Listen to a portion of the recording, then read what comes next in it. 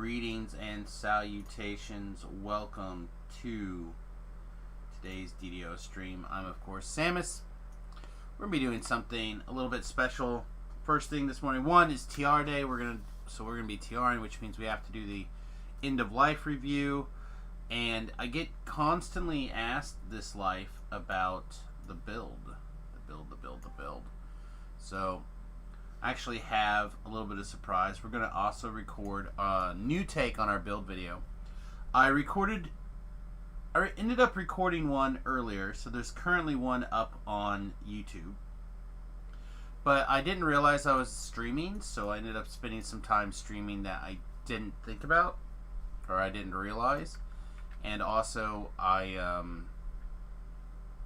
was a little late and I was a little tired, so it got a little long-winded in some places, which is great for the stream, but not great for a build video. So we're gonna take a quick look and see what we can do on a build video. So as people are trickling in, I want to actually prepare the chat message to say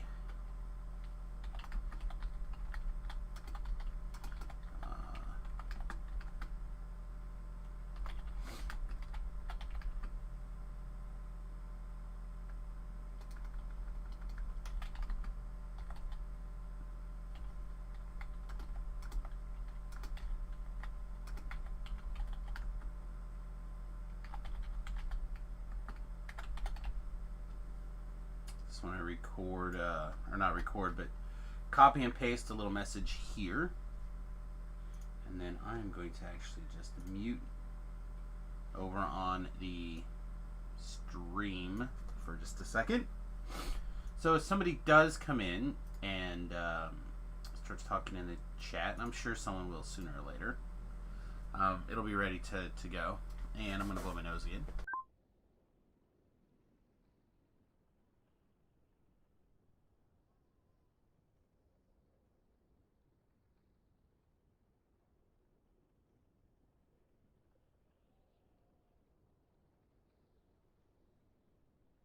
Alright.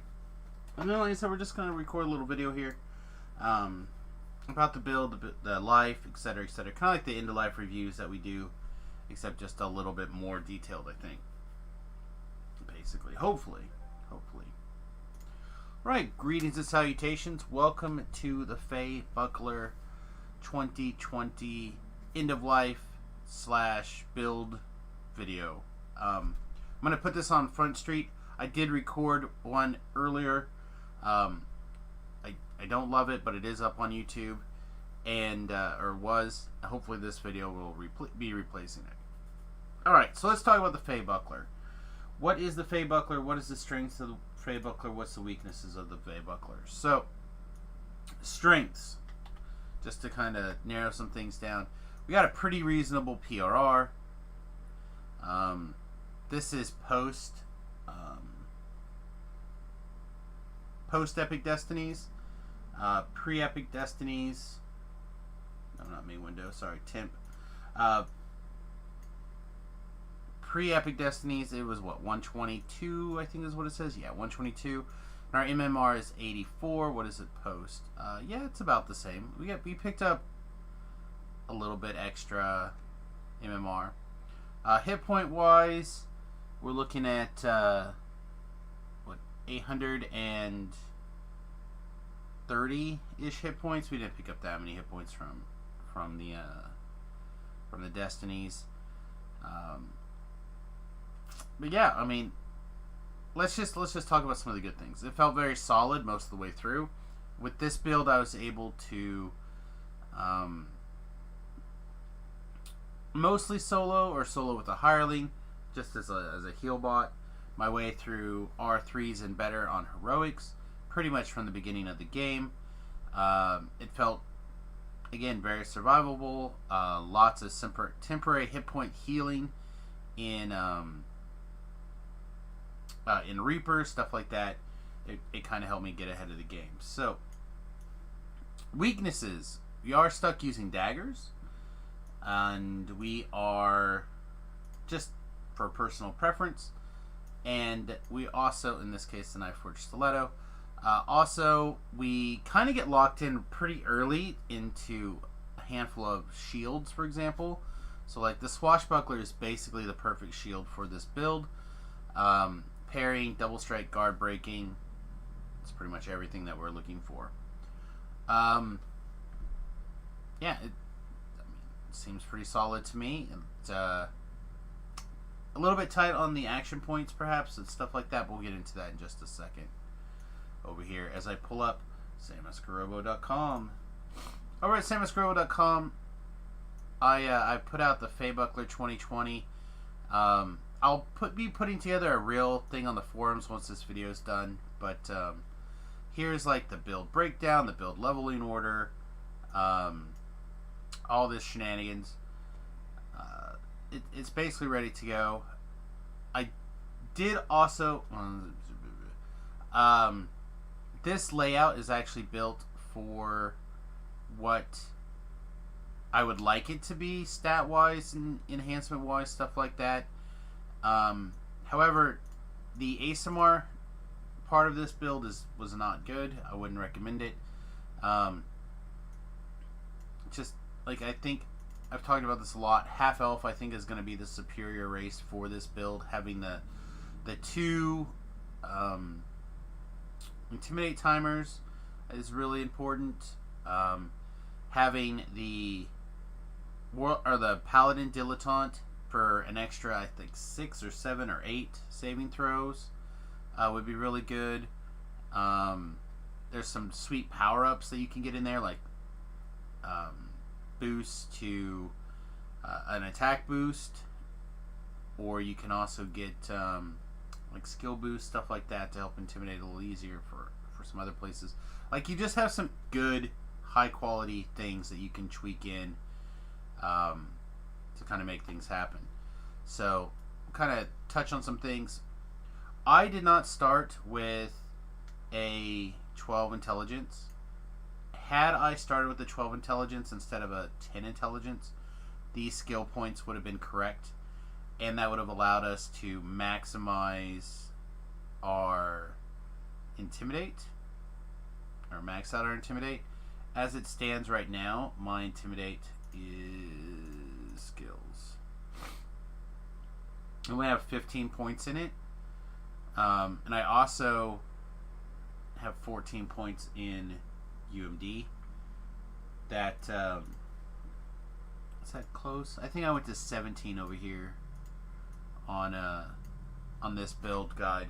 You can get a little higher, you can get a little lower, you can play with the numbers a little bit. But with all the different charisma items and the like various charisma skill boosting things that we have on, like command and stuff like that, plus past lives, obviously this is maximum class past lives. Getting my UMD to a highly usable number over here was pretty easy. Like, it's 62 right now. Intimidate 74, where if I could have put a few more points in Intimidate, I think it would have been really nice. We do occasionally see monsters not come over. So again, if we would have had a 12 intelligence instead of a 10, we would have got through here a little bit quicker. Let me talk just 1 second about the level order. So you go Bard, Bard, Bard, right? And the reason is to be able to swash as quickly as possible. Then you go Warlock, Warlock, Warlock, and that's to be able to get your aura the second soonest as possible. I guess it's the soonest as possible also, but you want that aura, to add to that DPS pretty quickly. Fighter, Fighter. And we can kind of see why down here that we go Fighter, Fighter. And that is so we'll have the ability to take precision at 7 and improve single weapon fighting at 8. Both of those things are pretty important. Then we go back to knock out our last couple of Bard levels. Bard, Bard. And what that does is it kind of just like solidifies us on our path to like Warlock pretty consistently here, until we have the action points ready to dive into Stalwart Defender. Until then, the third level of fighter doesn't matter as much. The first two levels of fighter is where we pretty much want to have everything. So we take our second fighter level at, or sorry, our third fighter level at 15, but everything else after we finished up with our 5 bard levels at 10 is warlock. So warlock down to from 11 to 14, then a fighter level, then back to warlock again to finish things out. All right. Feats. Single weapon fighting, completionist. If you don't have completionist, you could take like skill focus UMD or intimidate. You can pick one of the dual things. You can take toughness. Like, there's a lot of options that you can take instead of completionist. But for my builds, I have it, so I'm going to take it. Shield mastery, precision, we talked about. Improved single weapon fighting, we talked about. Maximize spell. I'm not 100% sure maximize spell is the right choice for this build. It was correct at the time for sure to be able to like hit the boost or the burst and get a little extra damage in there is pretty sweet. Also being able to get a little bit more out of your healing spells are pretty good. I didn't use my blue bar all that often, like offensively. I basically took it for buffs and then I ignored it. So having this as an option was kind of nice in some places and kind of not really necessary in others. This could have been, improved healing, for example, or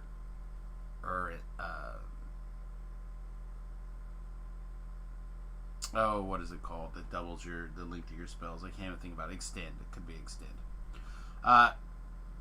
It says 12 power attack, but that is not correct. We didn't take power attack. I'll have to see what that was supposed to be. Something must have got changed in the planner. But I believe this is supposed to be improved critical. So I'll change that. Greater single weapon fighting at 15. Improved shield mastery at 18. And it kind of falls together. Yeah, there's some ASMR stuff and whatnot. But the ASMR thing we did use from like level 1 to 8 maybe, and then we just kind of ignored it. And then the Fey pack is part of the reason the build kind of makes sense together. Spells doesn't really matter. We can take a look at the enhancements. They're all laid out for you on the wiki or on the samuskurobo.com, but we'll take a look at them over here in the game. So, order of importance. Right? Order of importance. In my mind, I leveled up in such a way that I could get to swashbuckling as quickly as possible, and I wanted to kind of pick up my attacks, and I wanted to have my double strike boost. Okay, so that was my priority focus. And then once I had these things locked in, then my priority became getting the aura ticking. So aura, picking up some PRR, MMR, etc., getting up here to the shield, perma shield. That was how my mental order of importance went. So like 1, 2, 3, 4, 5, 6, 7, 8, etc. You guys get the picture. Then I came up over here. Then once this was done to this point, I put a few more points over here into the swashbuckler tree to get charisma to damage. So number 1, swashbuckling. Number 2, aura and shield. Number 3, charisma to damage. After charisma to damage, this is where I started chasing the enlightened warlock or the enlightened spirit tree a little bit harder because I wanted to get brilliance. Again, temporary hit points and Reaper is excellent self-healing. Also, I suppose I should also throw in to pick up skirmisher so I could start using the various swashbuckler. Also important. So those things are kind of go together. Again, once you're already at the point where you can get charisma to damage, putting one more point over here in skirmisher is not that big of a deal. All right. Hey, welcome. Just spit out there that what we're doing. So yeah, those are kind of like the order of importance is for that. And then I should also mention here that I like putting 3 points into the Knife Fighter tree. I have the Universal Tome book, or the Universal Tome. So I get the first point for free. So then I just need 2 more points for Rapid Slash. I really love daggers for a lot of reasons. 1, Rapid Slash is insane. 2, it's a universal tree, so you can kind of tap into it here and there as you want, and there's a lot of interesting things in it we'll get into in a minute. And 3, especially in the early game, you have a bunch of insane daggers. Like you have the Sky Pirate's dagger that's really, really good. At 8, you have the Night Forged Stiletto, which in this case I actually used super deep into in fact, it's the only weapon I still have on this character. That's not true. I also have the Vacuum too. And then at 12, you can build yourself whichever weapon, like green steel weapon you really like.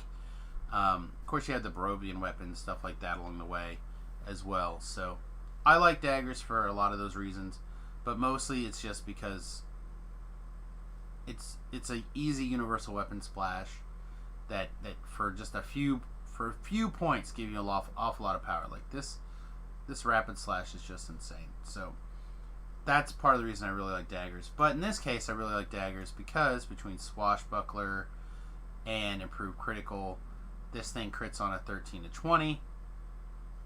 With the different attacks, both of them also have insane additions to your critical threat range.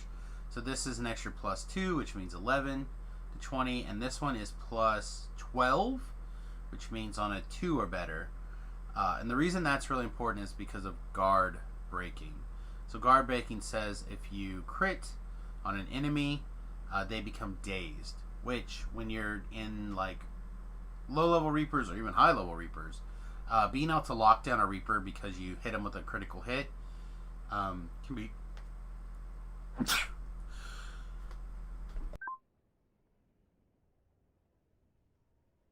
Excuse me, that's the problem with doing this things first thing in the morning. Can be quite powerful. Just being able to tell a Reaper to stand still until you're ready to get to him. So I actually ended up using that as a strategy quite a bit.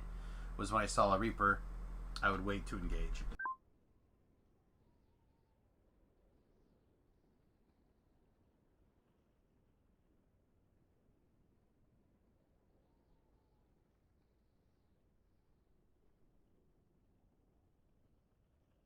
Excuse me. It is actively raining this morning, so my nose is actively going insane. What else was really important?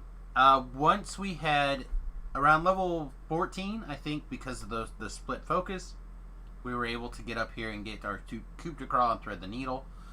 I wasn't that worried about getting that picked up in the sense that like, oh, I gotta abandon everything at level 12 to get there. But it was really nice to finally get up there and get that locked in. Around level 15, I think, or 16, we were able to dump a bunch of points in a Stalwart Defender, which is why I think at level 15 is when we took our 3rd fighter level. And the reason why we did that was so we could basically take Stalwart Defense. That gives us quite a bit. That was a big PRR boost, so we're talking what, 25 MMR PRR boost here. The one kind of note that I went into was you have to spend a point either on Stalwart Defensive Mastery or Threatening Counterance to be able to have your 5 points to take your Stalwart Defender. I think I chose the threat at first, and that was primarily because there was a couple of times on again, off again that I did have some people joining me. Some viewers jumped into the group. So I took a little extra melee threat just to make sure I could hold the aggro a little easier instead of just relying on the Intimidate button. If you're mostly solo, I would recommend the Defensive Mastery. Every point that increases your maximum dexterity bonus is another point that raises your dodge. So keep that in mind, that you can you're easily maxing out your dodge, as a swashbuckler. Like you're picking up 3 here. In swashbuckling form, you're getting, like, I think 10, something like that. But you just start picking things up. You end up getting a bunch from the swashbuckler if you're using. Is that not right? I might be wrong there. I thought swashbucklers had dodge on it. Something has dodge over here. Anyway, you get a bunch from gear options and stuff like that out of Ravenloft. So, like, you're getting a bunch of dodge. The question is, do you have the armor reduction to get it all in there? So, if it was me, I might focus on defensive mastery. I think that's what I have in the build guide. But if you are fighting or playing with people all the time, you can knock it up an extra 120% threat very easily instead. Saving throws, and then the extra 20% hit points. This could be con. The reason I mention this now that it could be con is that your brilliance is based off of your con score. So if you have more con, you get more temporary hit points. More temporary hit points not just heals you, but it heals everybody. I ended up going with hit points just because I like seeing the big hit point number. That's it. Alright, I'm not sure when exactly. I think it was right after I finished my first 5 or 6 points in Stalwart Defense that I switched over here to Tayton Scholar for a level. And the reason I did that was this Feign Health is kind of exciting. So I started spamming Haste a lot and Rage a lot around this point is when I started realizing, you know what, if every time I hit a Rage or a Haste, I picked up some temporary spell points, it would be real nice. Oh, I don't have any material components. There we go. So, like, look at that. Not only did I heal for whatever it was I healed for, which is irrelevant really in Reaper, it's going to be a much less, but picking up 50 temporary hit points is pretty sweet. And then you said once I kind of went back, I had this done, I went back and finished up my Stalwart Defender stuff. Then I had a few more points left over near the level 19-20 range, and that's when I dumped some stuff into Knife Fighter. So I picked up some, for 2 points, some negative energy resistance and some extra PRR MMR. I considered going into War Chanter. It's where I've done previously, to pick up these 6 points of PRR in armor class, but this is both PRR and MMR, and I thought having both probably was better than just PRR. Then I needed one more point to get up here to take Miststalker 2, so we just went ahead and slammed the knife training. I mean, why not? Which gave us access to Miststalker 2, which of course is more PRR and MMR. Of course, some will saves in there as well. So I really feel like the low-hanging fruit, even in the Knife Fighter tree, is really strong compared to like, you know, Rough and Ready over here, which I was really looking forward to for a long time until I took a second look. All right, so that's kind of the importance, how things laid out. Again, ASMR was not the best way to go for my racial points, but it was fine. You know, you picked up a little bit of healing amp, a few reflex saves, an extra point of charisma, and some extra hit and damage versus evil guys. It worked out. All right, so if you're just interested in heroics, this is where you can stop the video. If you're interested in the my current thoughts on Epic Destinies and stuff like that in the post level 20 world, stick around, and we're gonna hit that next. So again, I have a little picture here for you guys to show you what life was like before. Right? Again, we're talking what, 122 MMR. The PRRs are around the same. I have to actually look at a different a different window to be able to see the picture. But saving throws were pretty close, not quite the same, a little bit weaker. So here we are in level 20 land, right? And no gear upgrades, absolutely no gear upgrades, just playing around with the Epic Destinies, right? So I actually do think that Fate Singer is the correct tree for this build most of the time. You might occasionally switch into Divine Crusader. It also would be a strong choice. Being able to go up the tree, take the healing circles, stuff like that, the extra damage, whatnot. I think it could also be really strong, but I think for me, I decided to go with Fate Singer primarily because you just get so much goodness here, right? So we're picking up melee power, range power. We're picking up saving throws. We have that opportunity to stack some damage with some people here. Again, enemies trying to attack you have an opportunity to get danced. More MMR, PRR, etc. And then immune to charisma damage, which is pretty great actually, since you're all charisma based. Picking up these chords. Some of these chords are better than others. You're picking up some to hit, some damage. Here, this one I only put 2 points in, that because we really like why we do rely on certain skills. We don't rely on them nearly as much. Rain is more temporary hit points, and again, if we Vorpal, you're doing a bunch of damage, and we have such a high attack rate and double attack rate. We didn't really talk about that. I probably should have.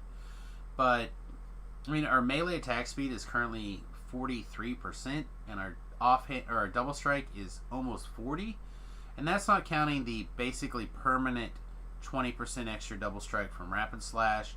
That's not counting the 10 to 20% bonus from our action boost double strike that we can not always run, but 7 clicks of it's a lot. That's not counting the extra 30% from the Reaper's strike. So again, we can just be this double strike critting machine, and having things like rain to just augment that damage, that next tier is really good. The third chord is Healing Amp and additional PRR. Or I guess it's not MMR, it's just PRR. But that's really nice as well. I took 2 points in Aria. Now, this thing specifically says you generate less threat when you cast spells. However, you're picking up 40% Sonic spell power. I'll kind of talk about the importance of Sonic spell power here in a little bit, but we're not casting that many spells, and we're not trying to generate threat from spells. So my understanding is these first couple of points are pretty good, and it's not like we're looking for the extra 5 force positive, negative spell power, etc. from the tier 3. And we're obviously not looking for the threat reduction because we are this, this melee hybrid tank thing. So sticking with the first 2 tiers, I think was kind of gives us that sweet spot of power versus investment payoff here. Alright, the fourth chord gives you a bunch of extra dodge, extra armor class, extra saving throws, etc. These are all great. And then, of course, you have the Martial Hymn. That thing is giving you some extra melee power, range power, hit points, PRR, MMR, etc. It kind of does everything we're looking for. That's part of the reason it's such a popular twist, right? Blade Song is giving us some extra melee attack speed, increases our critical multiplier on 19 or 20, so that's extra damage when we roll those numbers, also really strong. And then your melee attacks are getting an extra 2d6 points of sonic damage that scales with sonic spell power. Again, we'll talk about those things in a second. And then I finally get to pick up Extend with the Metamagic Attunement. I finally get to pick up Quicken with the Metamagic Attunement. These things I think really make life a little easier when it comes down to like knocking out your Quicken Hage, which is Haste and Rage. And of course extra healing. So all that stuff like really helps out. Kind of pick up some of the things that you may or may not end up feeling like you missed in the pre-level 20 world. And of course your Epic Destiny is pretty solid, right? An extra 40% weapon damage, 15 PRR, 3 to hit, 4 charisma, which is also 2 more damage, and then you're knocking out this massive extra pile of sonic damage and light damage. So I kept talking about sonic spell power and stuff like that. Why does that really matter? Why is that important?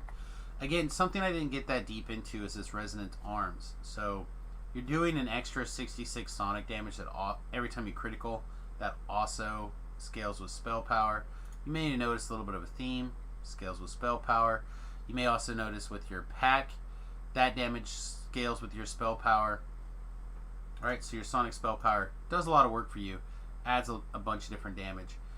In this case, my sonic spell power, with just everything that I equipped at level 13 or lower, basically 15 or lower, is currently 324, which means it's doing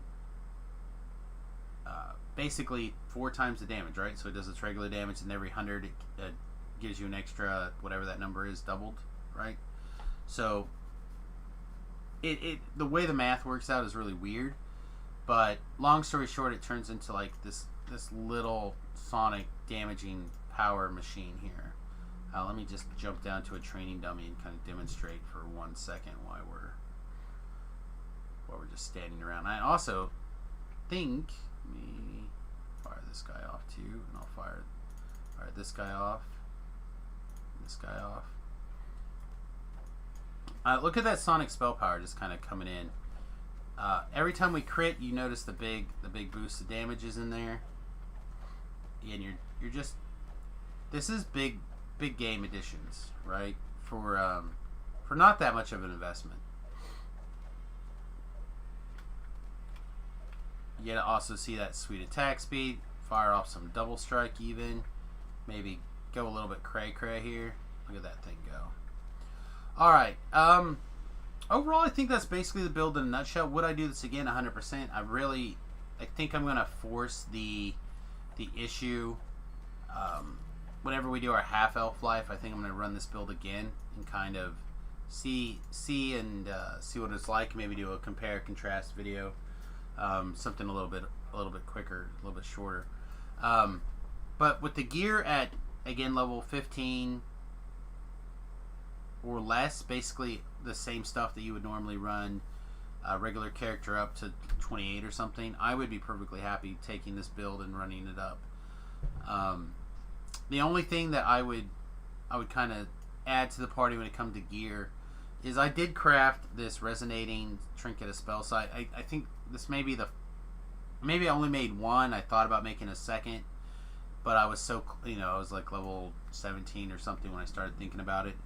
But the chat did point out the fact that there's the trinket from House Cannith, which could also be very strong in this slot. It's more sonic and more sonic damage, but you don't get the spell sight that you can craft if you have a little bit of Cannith crafting. So 6 of one, half a dozen of another. It worked out pretty nicely. The other kind of odd gear note is that I found myself in situations where I put on these so-so level items that just happened to like tweak into the build, and then I couldn't find an excuse to take them off. So the Ring of Power is one of those things. Hit the command, the quality strength, because again we're strength to hit, made a big difference. But melee alacrity 10 and insightful armor piercing. That's something I didn't talk about. We didn't talk about our twists actually. So let me pull up the twists here really fast. Meld, Grim Precision, Legendary Shieldmaster, and Cuckoo. Most of those things should be relatively self-evident. Meld gives you an opportunity to basically ignore damage for 15 seconds. In a high-level Reapers and Epics, you're going to want it. Grim Precision gives you that extra 15% enemy bypass, and also can get them through their dodge, which is kind of cool. That plus Precision plus, like this insightful spell piercing, or insightful piercing, gives us, I think, a rating of -66. Yeah, white bypass 66, which means that as a crit machine, it helps ensure that you're going to be critting. You're not always going to crit, obviously, but it's certainly a help. certainly a help. Legendary Shieldmaster gives you an extra 15 PRR and 7% double strike. And then everyone knows what Cocoon does and why it's good. However, I will say if I had if I had the points, I think I needed 5, right? I need 5 to twist in, turn this to a tier 2 twist. Yeah, I need 5 because I have 0. If I had the points to twist in a tier 2 instead, I would also twist in Running with the Wind instead. Just to increase that double strike all the time number even more. Everything that you can pump in there is really great. I thought about putting in the Dance of Flowers. That also would be a fine level 1 twist. But I thought maybe it'd be better to have a slightly bigger heal for myself / others. But I'm going to be honest, you might be able to tell I have 0 experience down here in the epic stuff. I thought I'd get an opportunity to play a bunch over the weekend, but it just didn't work out once I got capped and emptied my TR cache and all that kind of goodies. Alright everybody, well that's the feybuckler in a nutshell. I hope you enjoy it. I hope you take a minute and crack lacking on it. If there's some twists or changes or whatever that you would have made that I didn't consider, or maybe I shot down in advance, leave a thing either on samusgarobo.com. I think comments are enabled for the post. Leave a comment on this video, or just hit me up at twitch.tv/samusgarobo and let me know what you think. Alright everybody, thanks for watching. We'll see you again next time. Toodles. Alright. Hey everybody, thanks for hanging out in the Twitch chat here. Zyvon, good morning. Thank you. Thanks for the blessing. Dirty Leprechaun, good morning. I tried to record that video I think late on Saturday, and I meant to just record it, and I started the stream without realizing it, and a bunch of people like started following and stuff like that, so the video's like kind of odd and disjunctioned or whatever, because I didn't realize I had gone live, so I wanted to re-record it. And I might as well do that as part of part of this morning's stream. So let's get into the nitty gritty for the day. It's TR day. We get a TR into something else. We get to do something new and exciting. So what do you guys want to see? What do we want to do? What is left? So for our racial past lives, this is our last ASMR life, which, if my memory serves, and it probably doesn't, but if my memory serves, that leaves us with half-elf and human. So we're going to be voting between half-elf and human. Voting is open. Slam those buttons. I also tweeted out that voting was open earlier.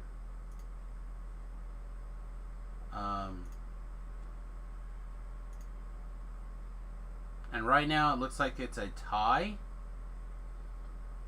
50-50, so 2 and 2 from the Twitter feed. People don't get a lot of warning when it comes to the Twitter feed. Twitter feed when it comes to voting. So feel free to hit those buttons. I really appreciate it. And then I'm also going to unmute myself out of Discord so people can jump into that chat if they have permissions.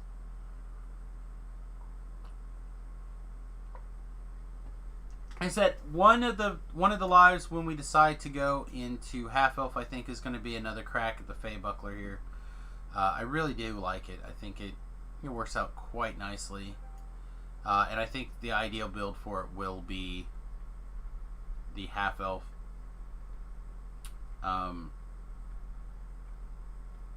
Also, what I'm thinking of, I've got to be a different thing.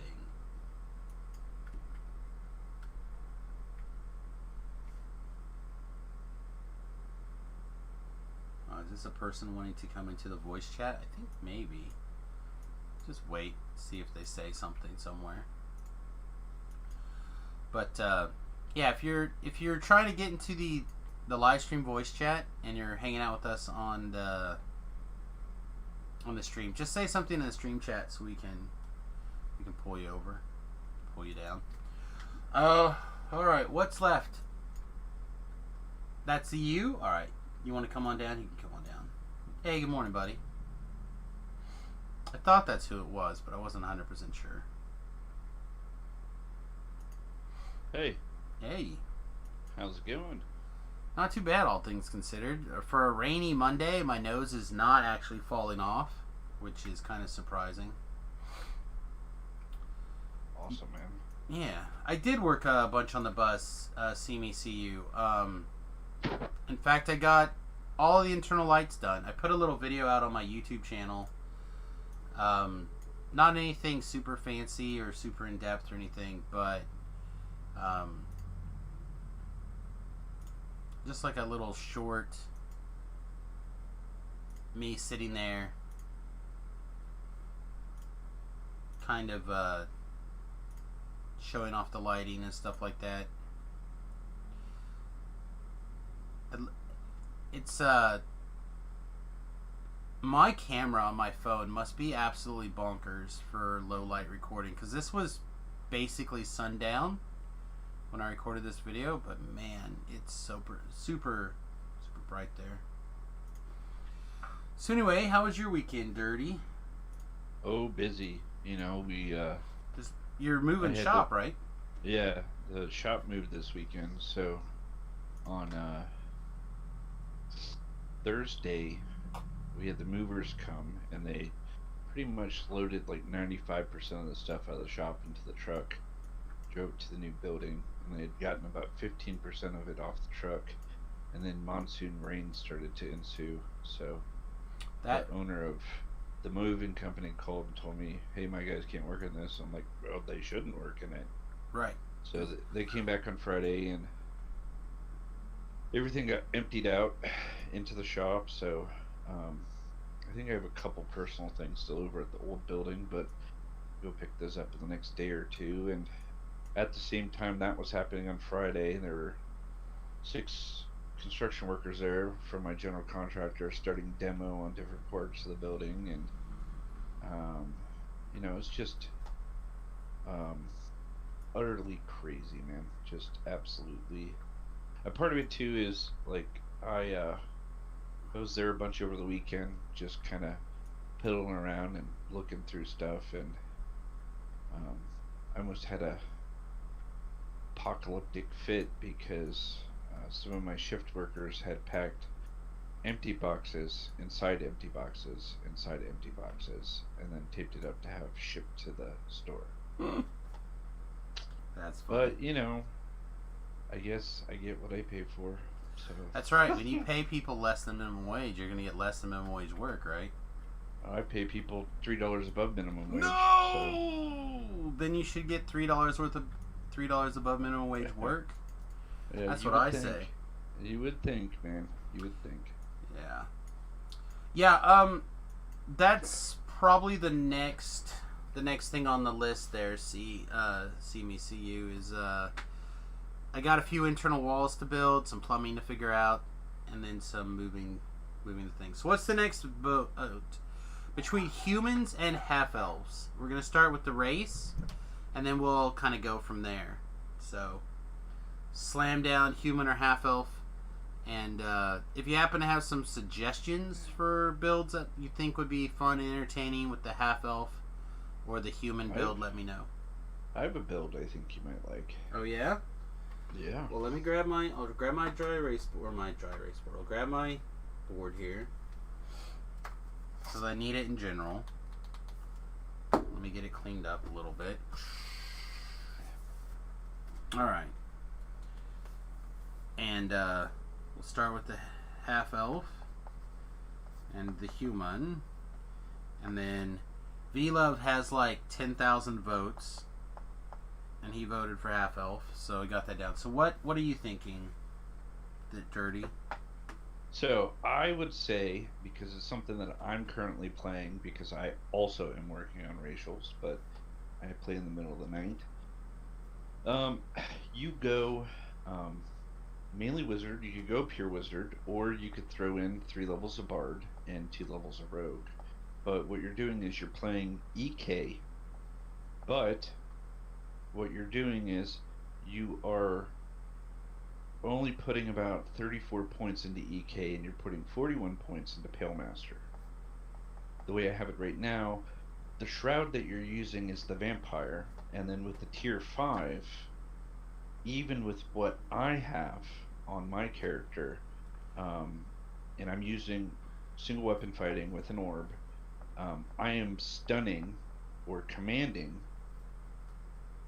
70% of the mobs that Warble and I are fighting on Reaper 2. I Hmm. think if you added in 3 levels of Bard for Swashbuckler, 2 levels of Rogue just for trap skills, if you wanted them, you wouldn't necessarily have them. But, and the rest of it Wizard, it's really, really durable. Especially with putting 41 points into Pillmaster because you're healing yourself with Death Auras. Right. Um, you're not going all the way at the EK tree, so you're not taking the enhancements in the EK tree, which change all your spells to touch. You still have the same versatility of a Pillmaster Wizard or just a regular wizard, and be able to cast spells that you want to do at range appropriately. And mixing up the build as far as playstyles, like if you go Swashbuckler, you can go the whole shield mastery route. If you don't go Swashbuckler, you want to go two-handed, that works too, or you single weapon fighting, or even two weapon fighting. Uh, I'm trying it right now, single weapon fighting. I'm gonna do the same build again next life. I'll probably splash in the bar to see how much of a change it makes. But um, we went 1 to almost 14 in about 6 hours played. That's pretty good. So Yeah. Who was it? Someone. I think it was Gore that was telling me that you guys just have like afterburner speed all the time.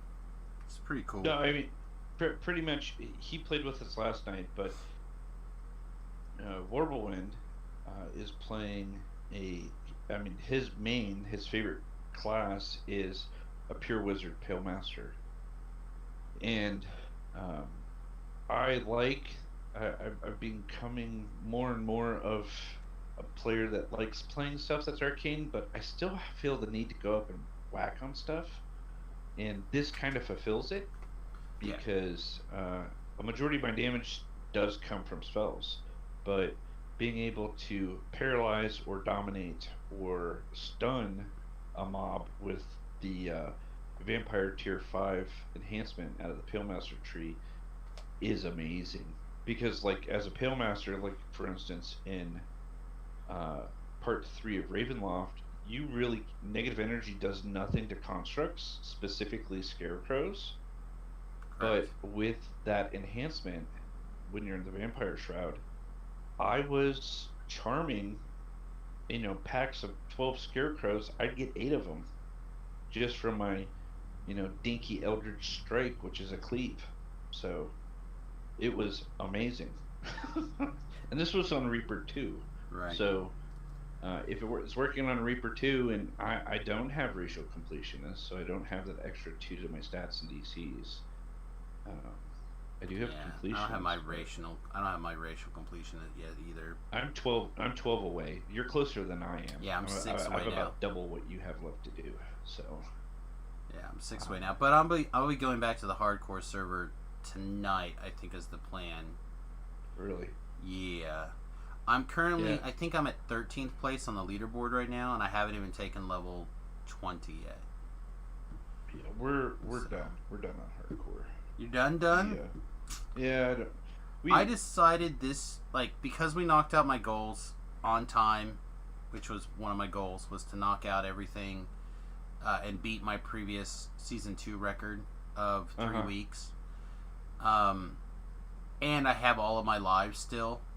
I decided I'm going to try to see how much higher up on this board I can get and stay.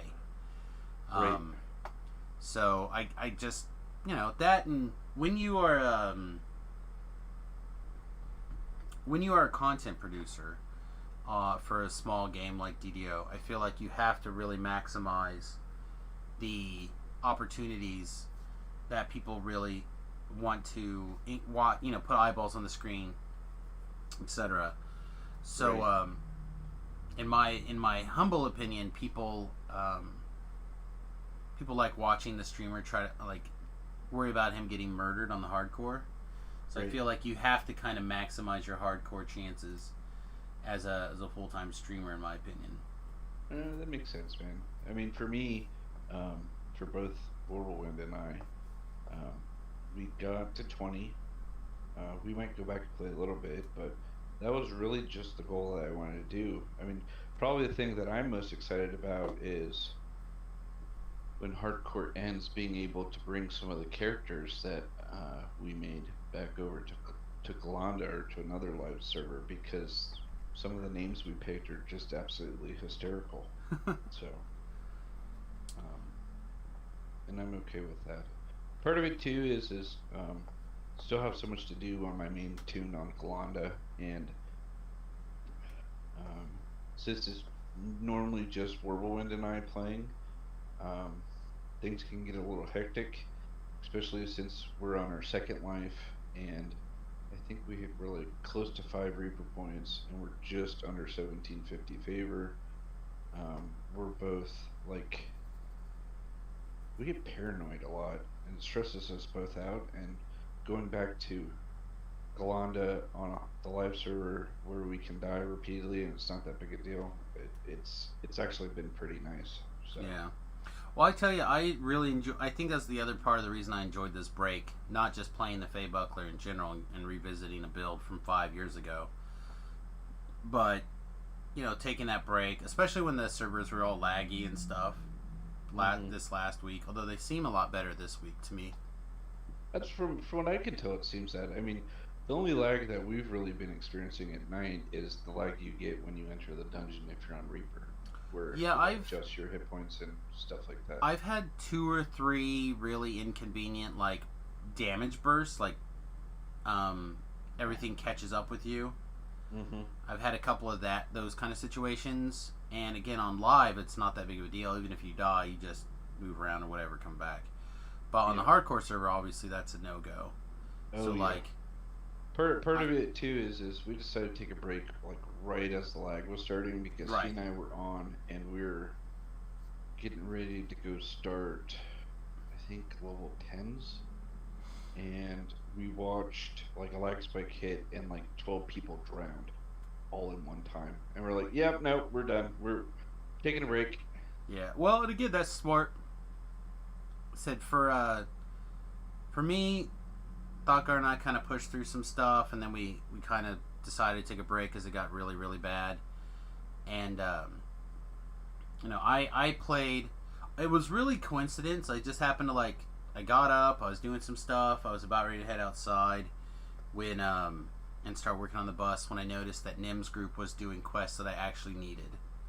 Right. So, and I just happened to checking on the live stream, making sure that the Twitch, making sure that it's streaming somebody useful, etc., etc. Just kind of checking in on it. Something that I try to do, relatively often.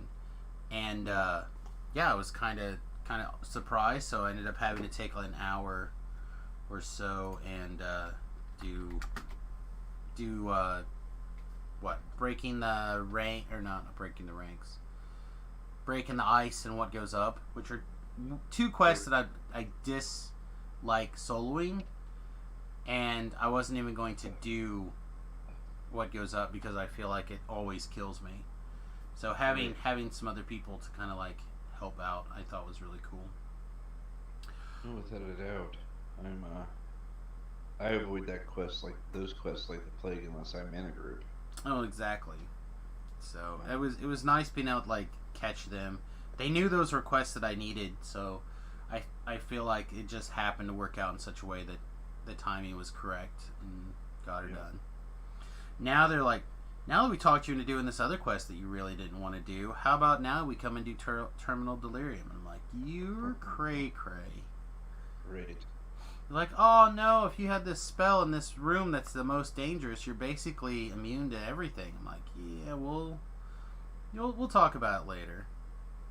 Speaking of later, everybody, I'm getting ready to wrap up the voting here. We got 10 minutes left on the voting for half elf or human. Sorry, 6 minutes left according to Twitter. So if you haven't voted for half elf or human yet, let me know. And if you have, I have been writing down your guys' suggestions for builds. So a barbarian, for example, or a fighter cleric, etc. So don't be afraid to put those in there as well. But I'd really like to make sure that we cover whatever you guys would like to see next. So if it's half elf or if it's human, either case, it's fine. Just let me know, and then we'll get into actual build stuff later. But I'm kind of secretly hoping half elf wins because I do want to do another feybuckler, but it won't be right away. We'll maybe the last life on the half elf when we get to it will be the feybuckler build. Huh. This is so weird. Something I do want to try that I haven't proposed yet for the stream is I'd like to take another look at a stick build. I'd like to take a look at the like an Eldritch Knight rogue mess. Like there's this weird sloppy mess that Tobrel was kind of kicking around a while back. That I think would look really good on either the half elf or the human. I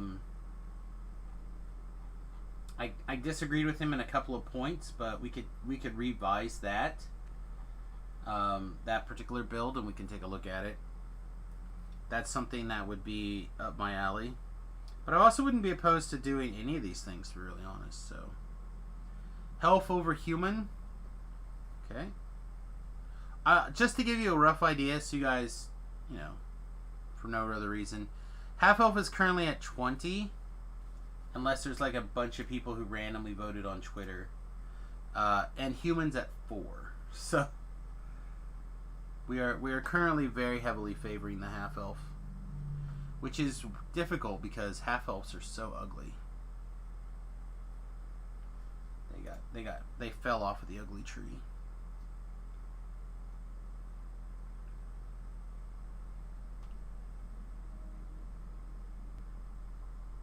But, well, I'll wear my sweet Samus Grobo hat as always. Alright. So, again, we're not quite the elf, half elf, not totally done yet. But unless a whole bunch of people with lots of votes decide to jump in and take things over from V-Love, I'm going to assume this is basically locked down. So we have a couple of different wizard builds in mind.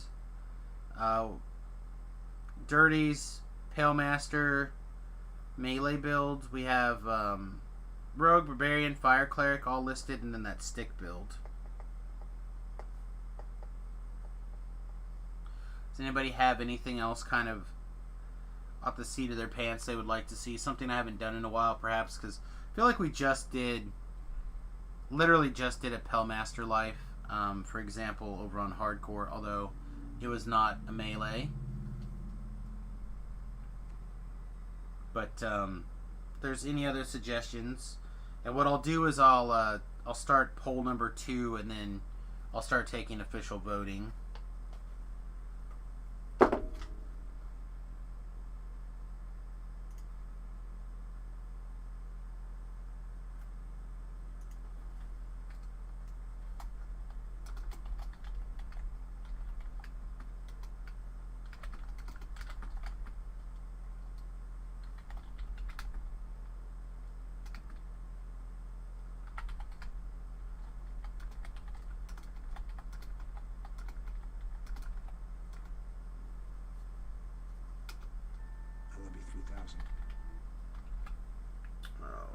Who loves me 3000? Because I love you 3000 too. V-Love, thank you my friend, appreciate it. As always. 18-2 Alchemist Artie is fun. I have still not got to play a Bombarder Alchemist. People have just like never voted for me to be able to play a Boom Boom Alchemist. Then you should do it, man. I am at the whim of the voting block, guy. Like that's the people get a vote. I would like to, but people have just not. The United States is Samus. It is, but it's one of the perks that people really get. That I try to give people, you know, because I think people feel like they like to be able to, you know, take part of what happens. So letting people vote is is a thing. Much nicer than me. Well, I'm not going to say I don't override things every once in a while. Let's see.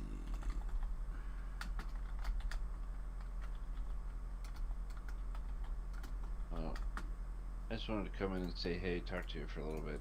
Well, I appreciate it, man.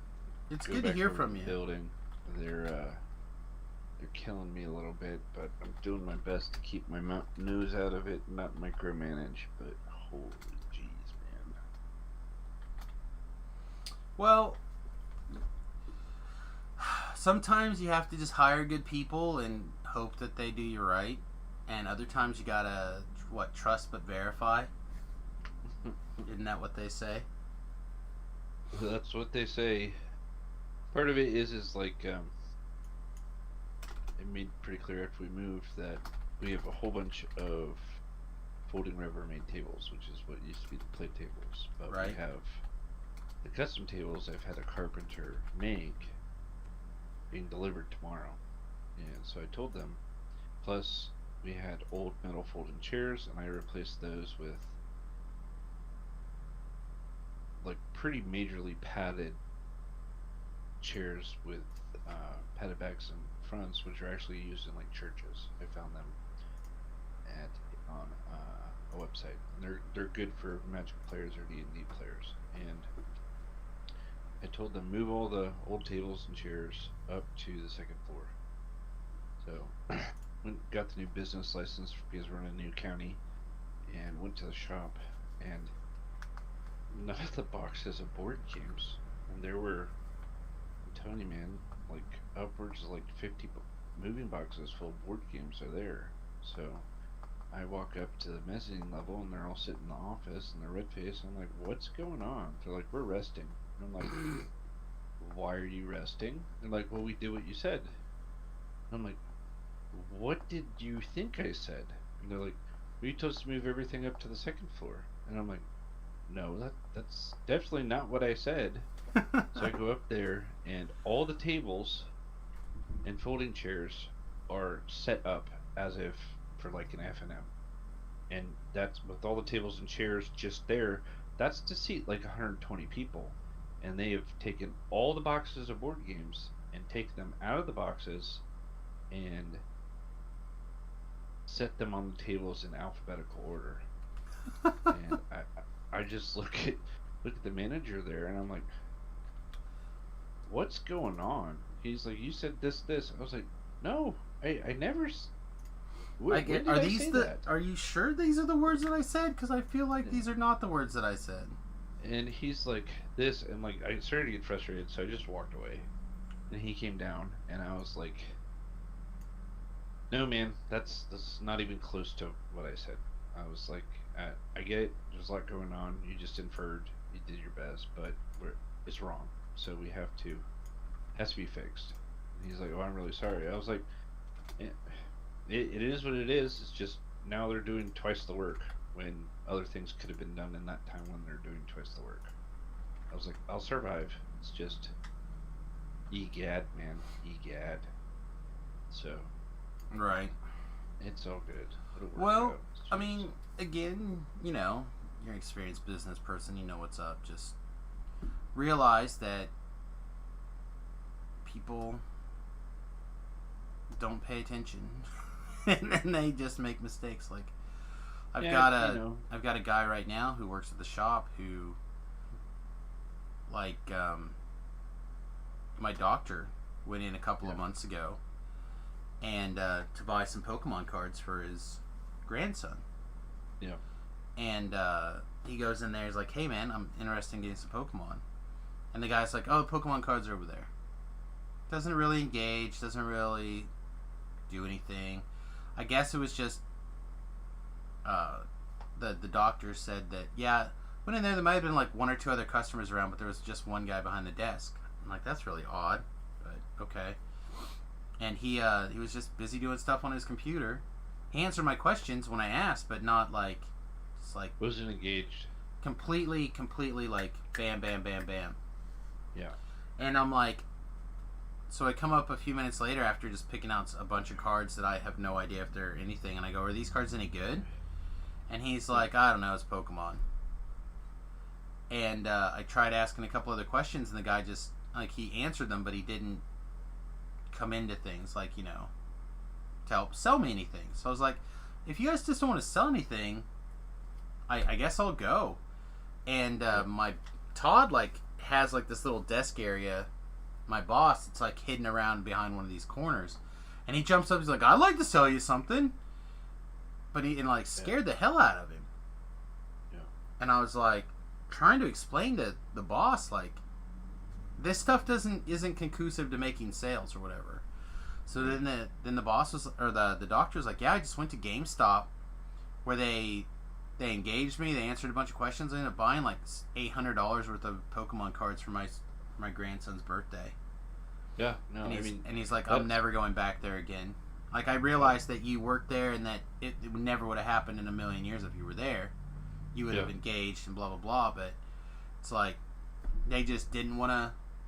It's like they didn't want to take the time to answer my questions and deal with me. So I talked to both of them about it. I'm like, look, guys, you realize that you lost not just a customer that one big sale, but now there's a guy out there whose grandson is into this hobby.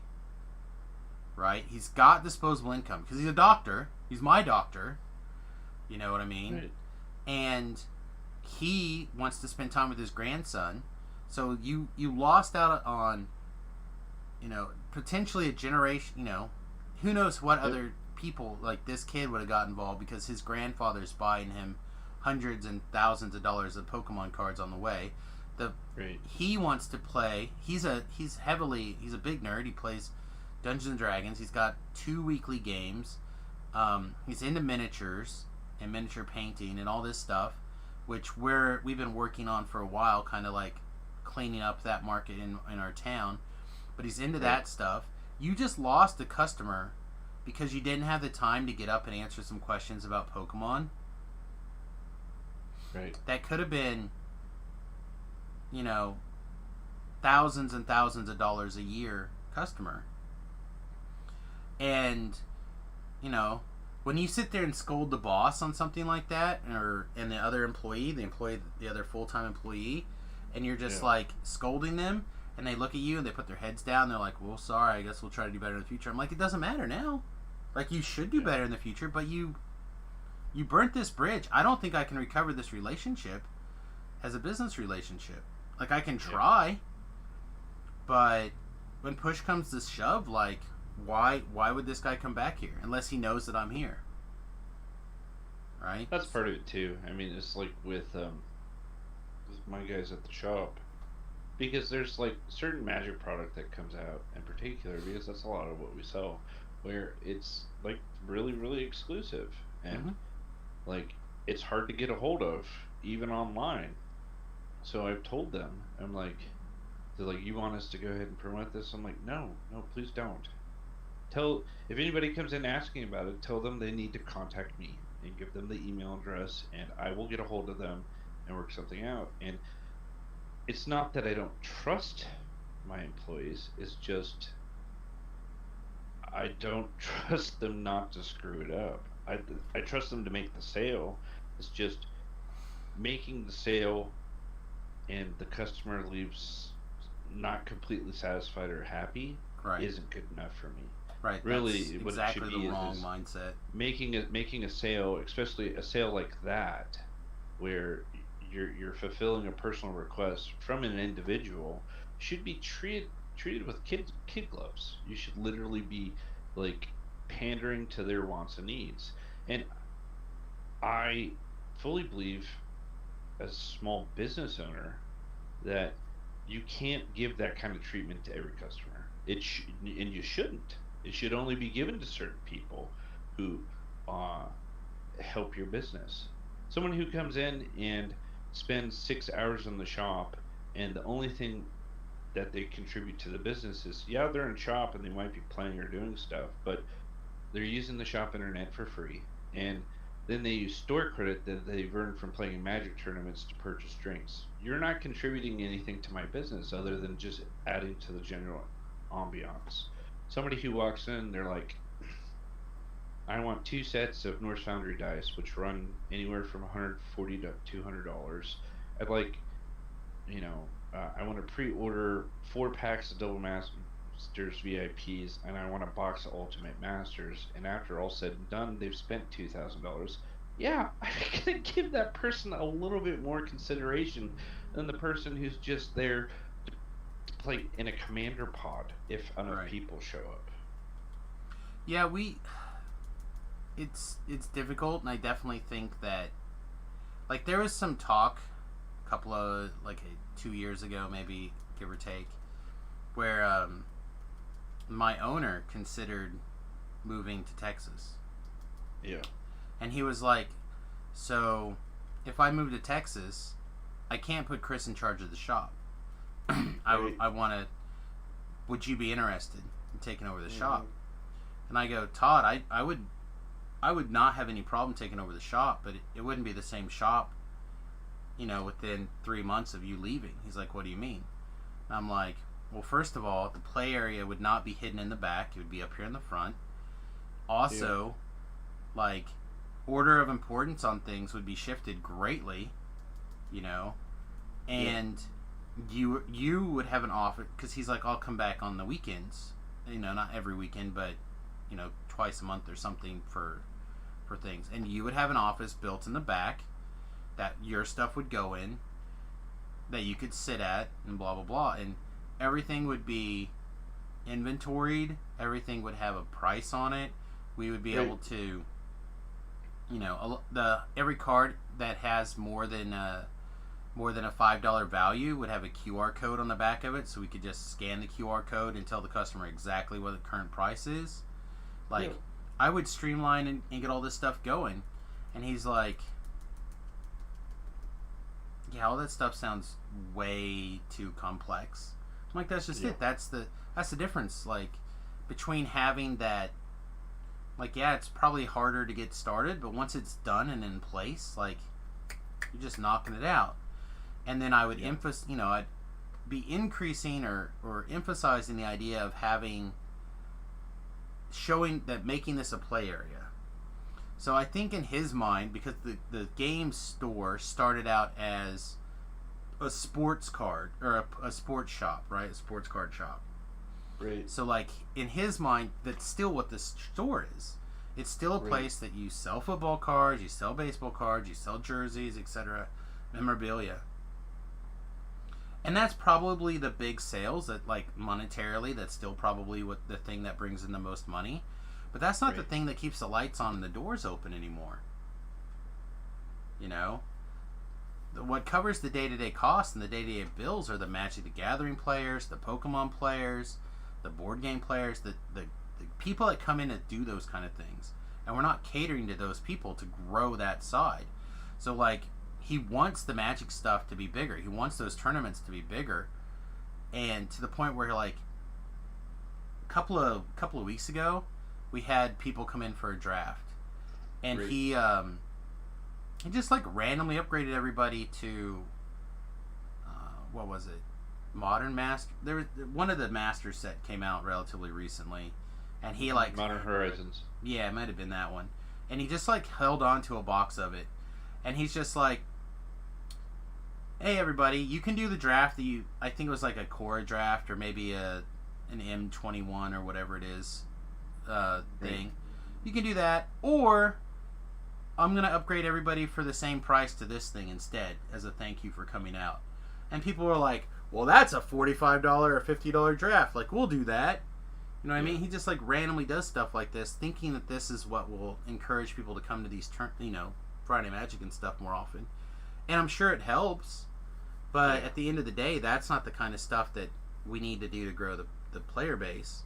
But I mean, funny thing is when I started working at the shop, F&M was a very sad affair. They didn't have a day when people would come and play Modern. The Commander scene was ridiculous, and there were no D&D groups going on in shop. And I changed a lot of that within the first 9 months of me working there. And then after I purchased it, Part of it too is this. For the longest time, a lot of the shops in my area, F&M's free. And I understand why they did that. They did that back during Kaladesh and Aether Revolt because Standard was so toxic. And they're just trying to get people to come back and play. But the difference is Magic players, even ones who are on limited budgets, when they come out to play Magic, they want to feel validated that they're spending their time worth it. And paying an entry fee to play in a Magic tournament, it's never expensive. It's never a lot. I mean, maybe if you go to like a modern IQ or a Pro Tour qualifier, you might be paying $30, but that's like a big tournament. Paying $250 or $5 for 4 to 5 rounds of Magic on a Friday night, that's cheap entertainment. And one of the things that I found is people are much more likely to value what happens in the shop when there's a monetary investment in what they're doing. Granted, you're going to have people who are going to be like, this is bullcrap.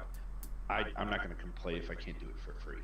And I get that. But at the same time, a card shop, no matter where it started or where it came from, gaming store, it's not a public library. Right. And let me put a quick pin in this. We'll come right back to it here in a second. Mm-hmm.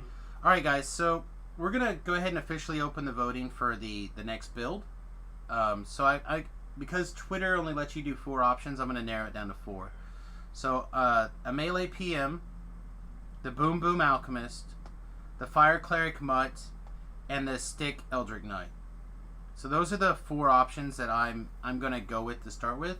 So feel free and go ahead and vote for one of those things.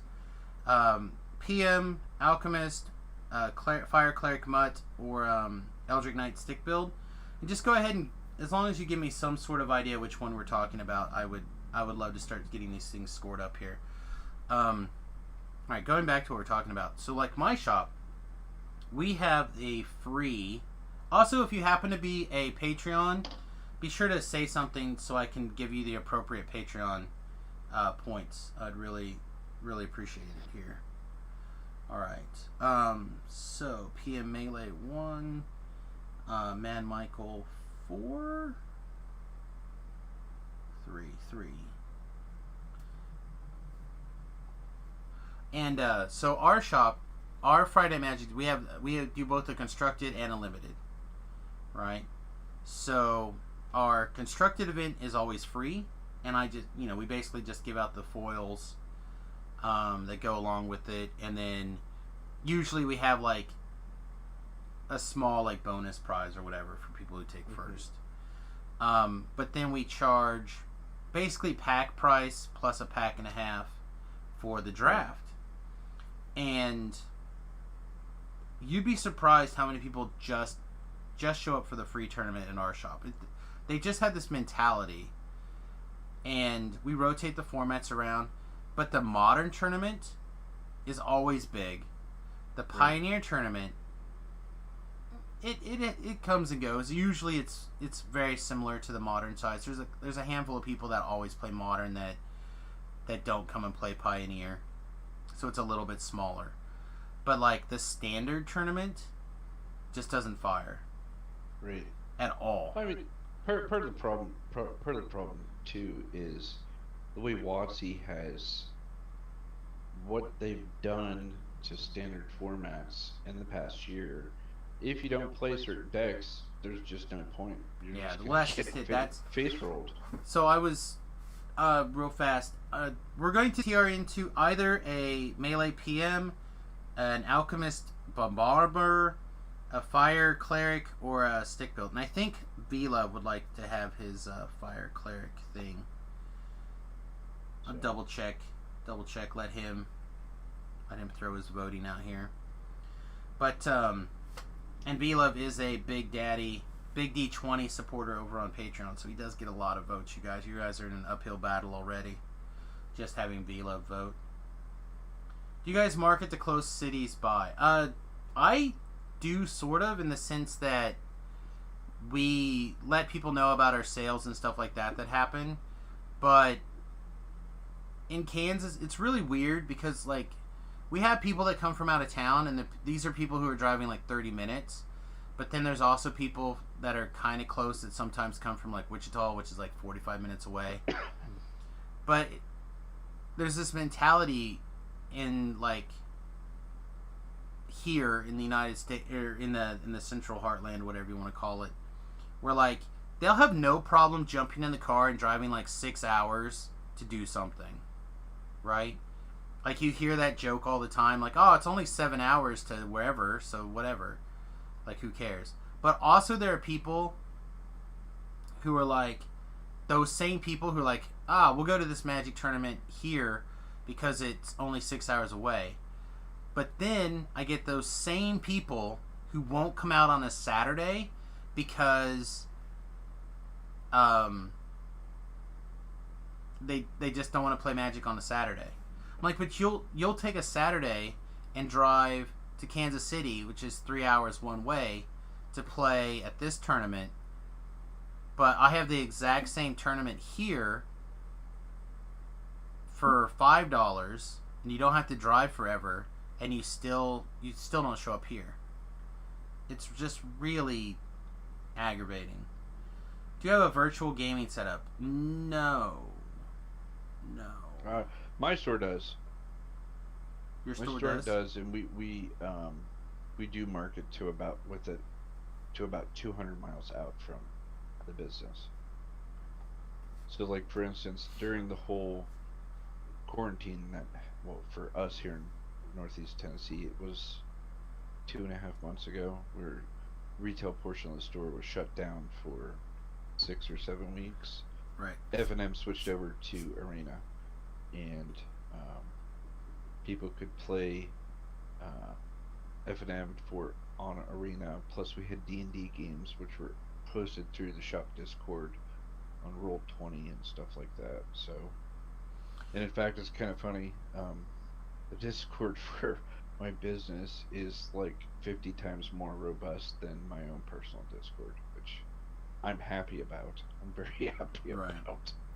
So, and again, I think this just happens to be with how my particular store is.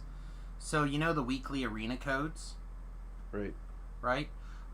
I send out the weekly arena codes. I probably have 5 of those people who play, that come to the store every week, that get those codes. And I'm one of them, right?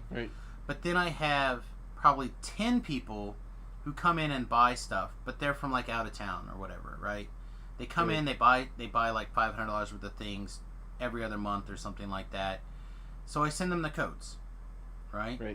And then I have probably 10 or maybe even 15 people that I've literally never met. They're only people who come in through the Discord or whatever, and I give them codes because they come to my Discord and I have the codes, and otherwise they're just going to get wasted.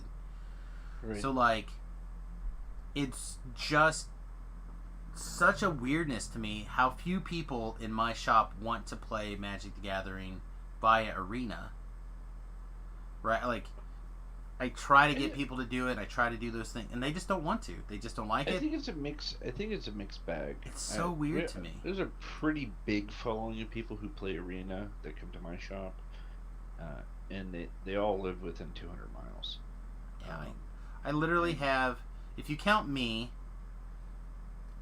that come to the store on Fridays, I literally have 4 other people that play Magic the Gathering via Arena here in Salina.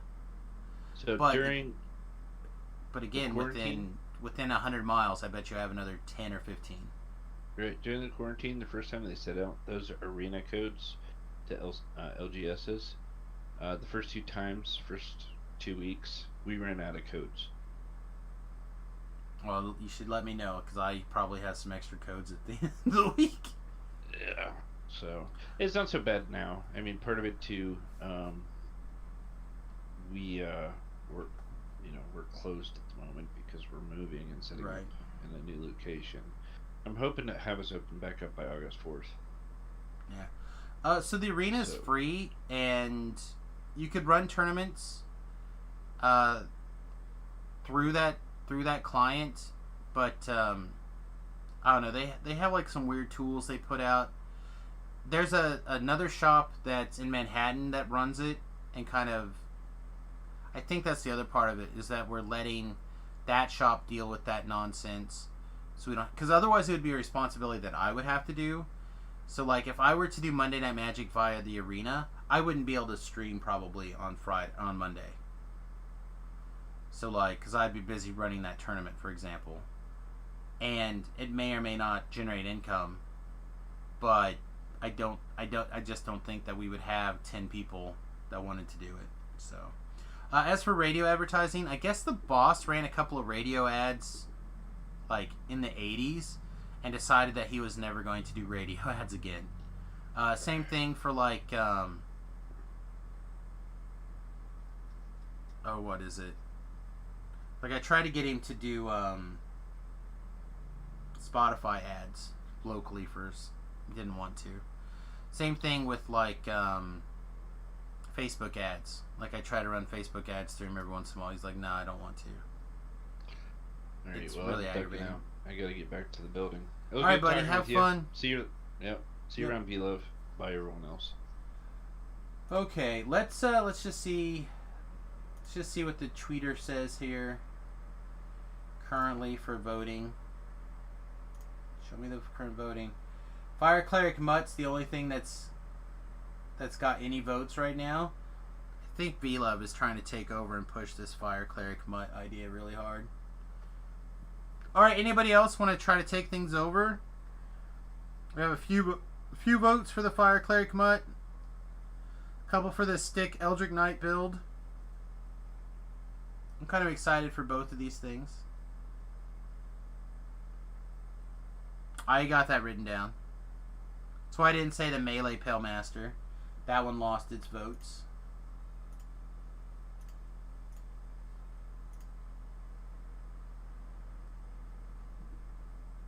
See how much longer is left on this time. Oh, that's the final results.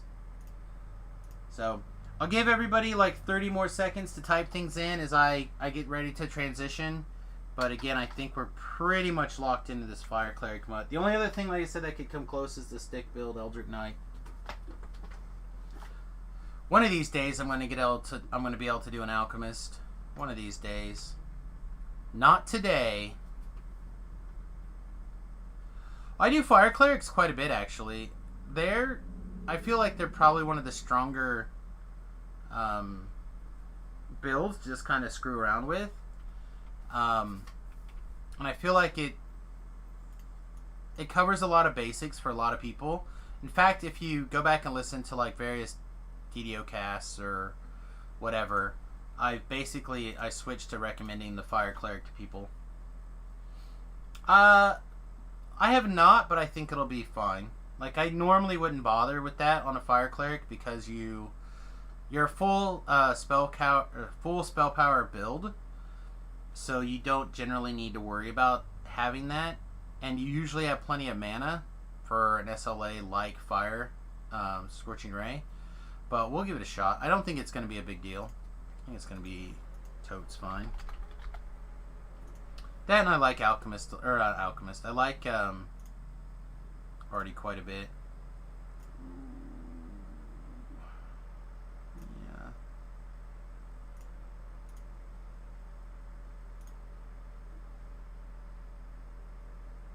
Half Elf Bank. Yeah, I feel like we're probably going to gender bend for the half elf flies because they just are so stupid. I probably have somewhere over the years, V-Love also. I can't think of anything off the top of my head where it's been the case.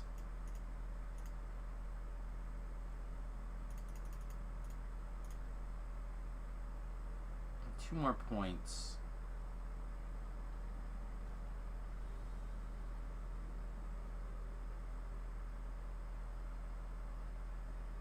Alright, let's just think this through for 1 second here. Yeah, I think we just need more int. Because clerics are not going to get very many skill points. So I think we just need pretty much as much int as we can cram in. I think we'll put in a nice turning sub-theme have to play the game and see what happens. Alright, so let's...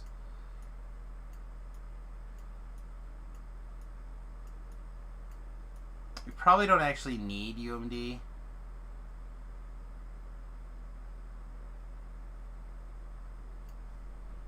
But it's always good to have. Yeah. What do we actually need UMD for in this build?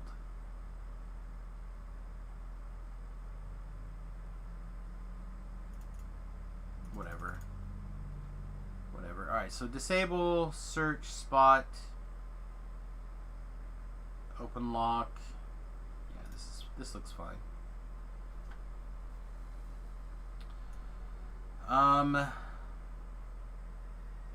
Let's see. I think we're going to Warlock Dilettante this thing. We've got the charisma for it. We're going to be basically a spellcaster to start with, so I think both of those things line up nicely. And then I also think that we're going to do... Oh, we can't take maximize at level...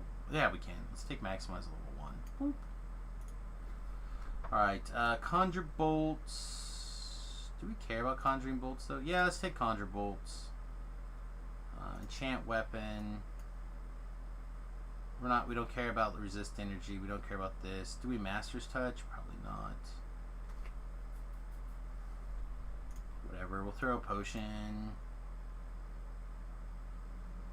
None of these really matter to me. Blade of Armor. Do I need Dex for arty stuff? Not that I can think of.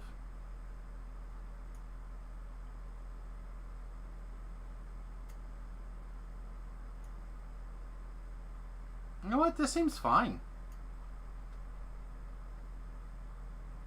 A little pudgy, maybe. It's what? Probably the nose. That's fine.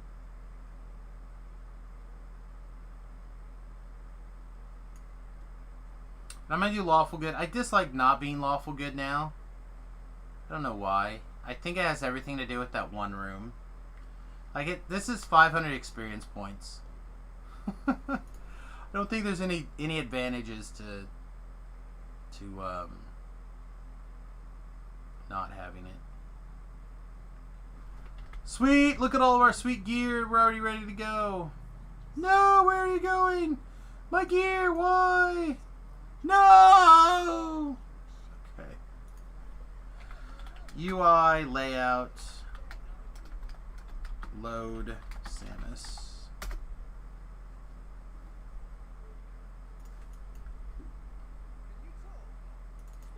Does the locked Dilettante allow you to have access to the enhancement trees? No, it's a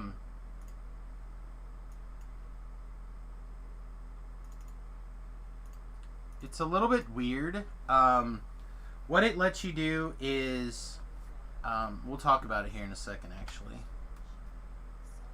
So under, where is it? Is it under feats?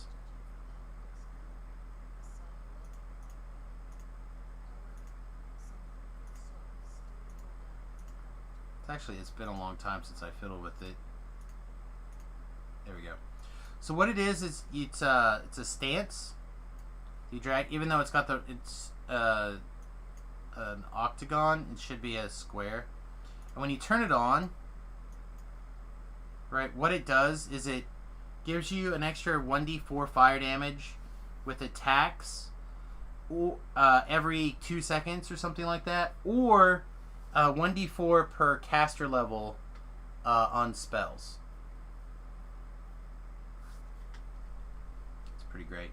The extra fire damage is nice on an 18-2 Wizzy Rogue using it on the hardcore. Yeah, it's something. It is something. Alright, I might be interested. Teleport me over here.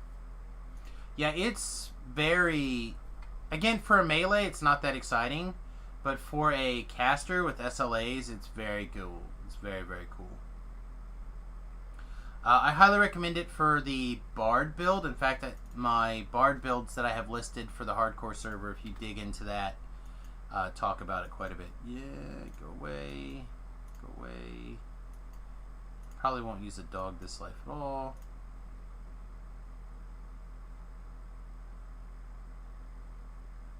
Don't really care about bolts. I don't think we're going to be... Whatever, just get rid of all that. Alright. So, yes, please. Yes, please. So again, keep in mind that tonight we'll be switching back to the hardcore server, hopefully.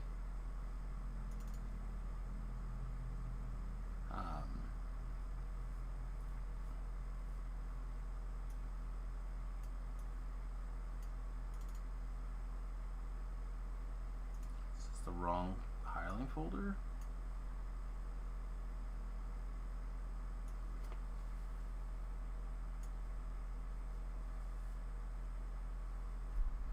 Alright, here we go. Here's something that we can actually get into. Which cloak do we want to wear this life?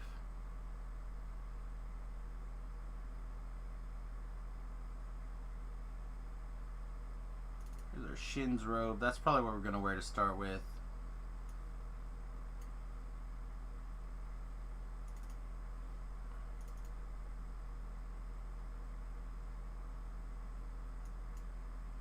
Oh, I've broken the thing.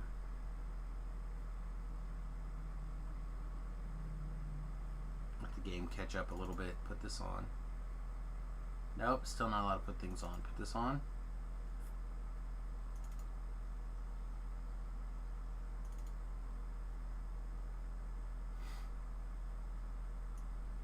There we go.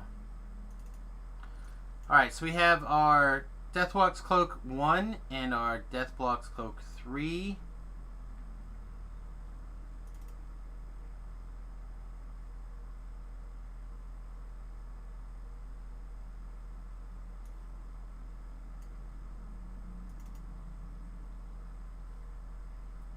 There's our Deathwalk Cloak 2.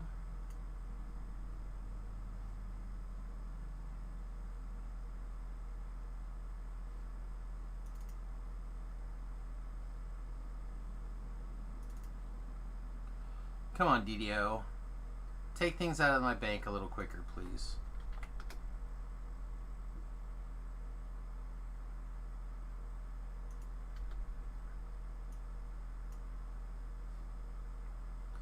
It's like never, we will never take things out of your bank.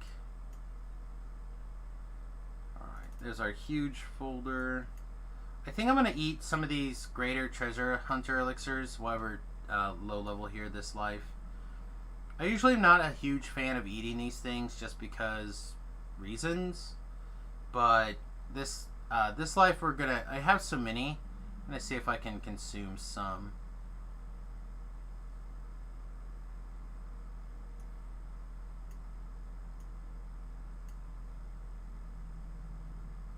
Also, it doesn't look like we have that much experience. We have 5, 6,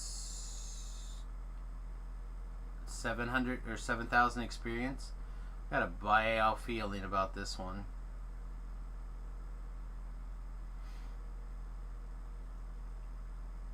See, we wore this slash last life, so I don't think we'll wear it this life.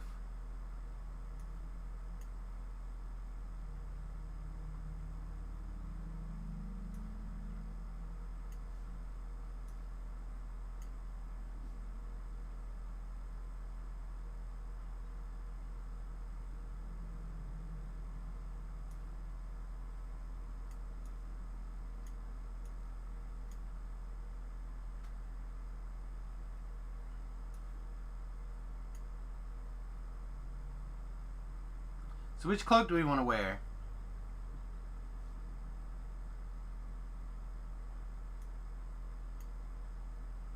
We didn't wear the Deathwalkers /2 last life. We did not. We just wore the first one. Which is nice. It was a nice little pop of color.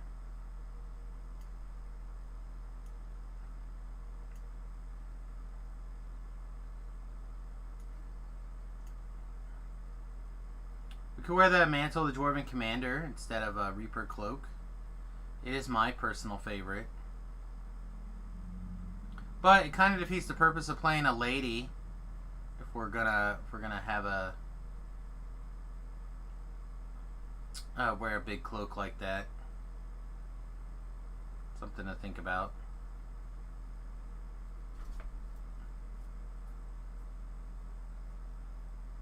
Man, my eyeball is super itchy.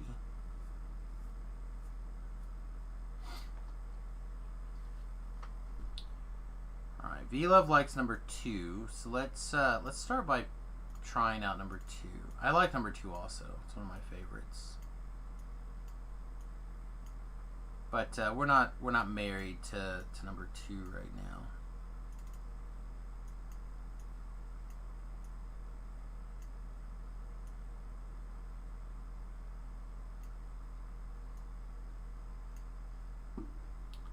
And then the other thing that we need to find before we get too carried away is this bud right here.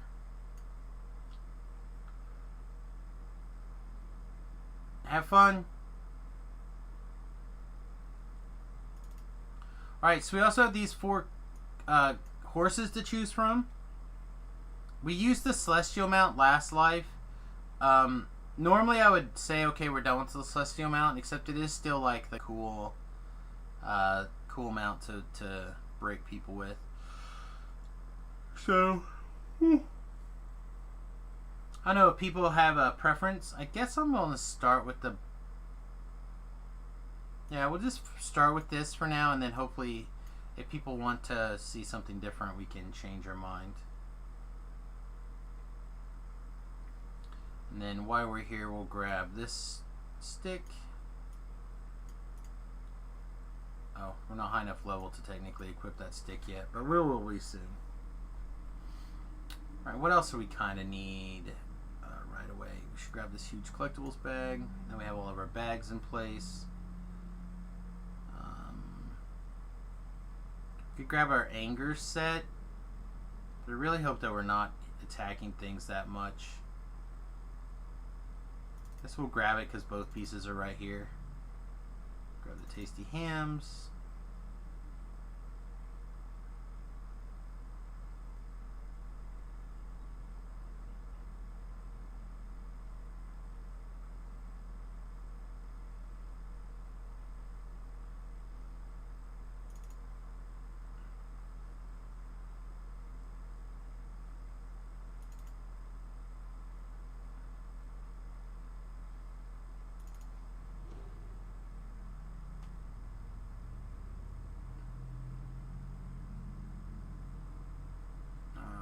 Let's grab the poison pots too while we're here.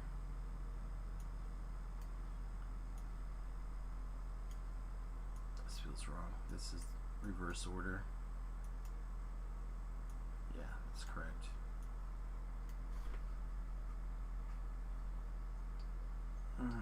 Alright, anything else like super important off the top of my head? Not really.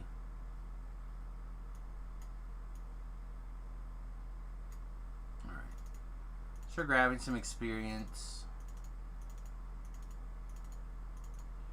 We could switch characters around and grab some extra experience if we feel like we need it, but if we can get to level 2, then we'll be in fine shape. Oh, we're not going to make it to level 2.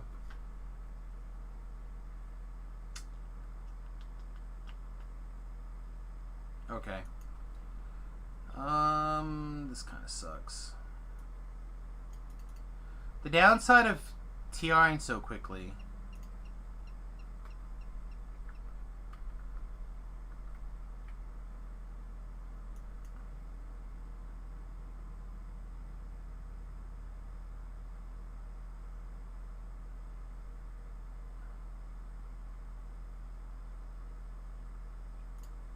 Yeah, you know what? Let's just do this. Alright.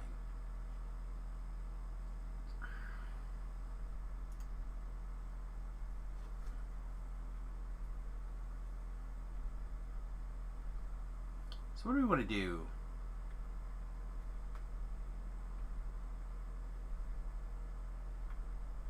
Do we want the storm? You know, I haven't done anything with the storm in it forever. Why are we not on a horse? Interesting.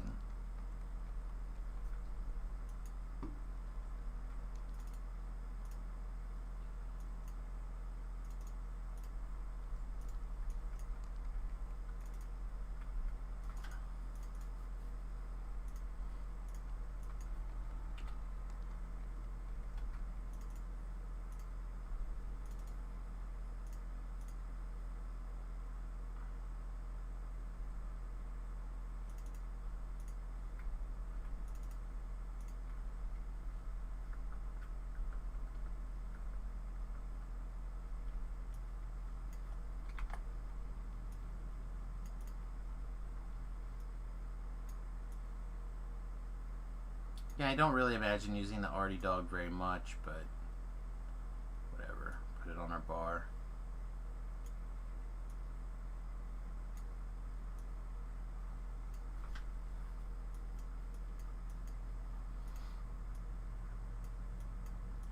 Same thing with this stuff. I don't see us using this stuff very much, but we'll put it on the bar. Oh man, my eyes are so itchy. Alright, definitely Arcane Alacrity, because we're going to be going fast. Colors of the Wind, because we're going fast. Power over Life and Death, because we're a Cleric. And Skill Mastery, because we're got our rogue things in place. Let's grab our Purple Dragon Knight. Try to go fast. Anything else we actually care about here? Not particularly.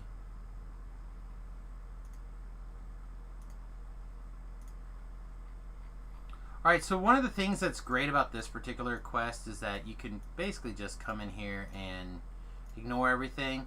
It is 5 minutes of waiting, but when you're spending your first couple of minutes trying to figure out what you're doing anyway, it doesn't really matter. So we'll probably take enchant weapons and ablative armor for our level 1 spells.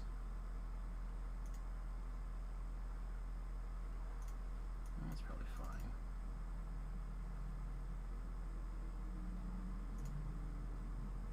Then we just got to figure out how we're going to do some other things here in a little bit.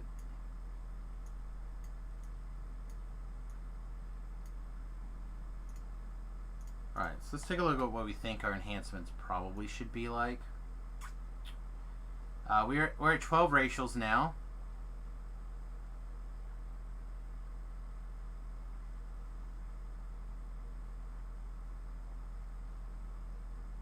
Diplomatic impunity could be kind of cool.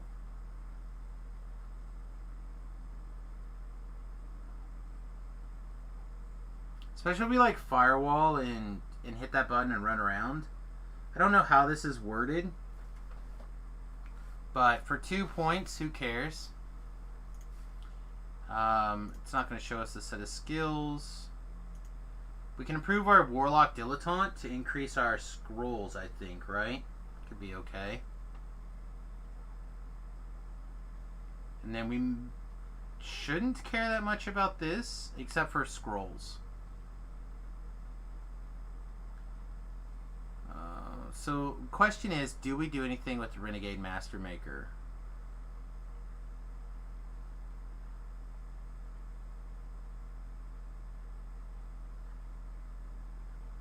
Probably not. Like, obviously the first point here is worth it, but I don't see a whole lot of reason to go too deep otherwise. Hit points are good. You pick up some MMR, PRR for medium armor. Electrical spells are not really something we care that much about.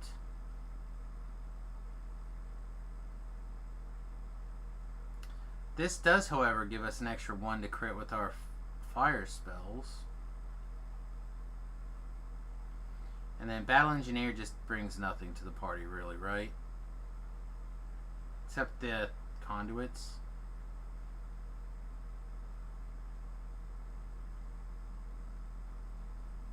Yeah, so other than Rune Arms, which is good because Rune Arms, you know, have some nice synergies with stuff. But since we're not planning on Cleric fisting it up like Shu would recommend, we're not gonna like pull out our sword and swing it a whole lot, hopefully. I don't really see that much we're getting out of this tree at all, or any of these trees. 10 seconds. Alright. So with a handful of seconds left, we're going to summon our hireling.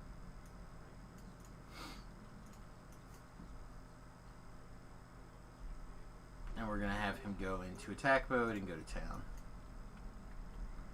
And he's going to do that. We're going to our collectibles.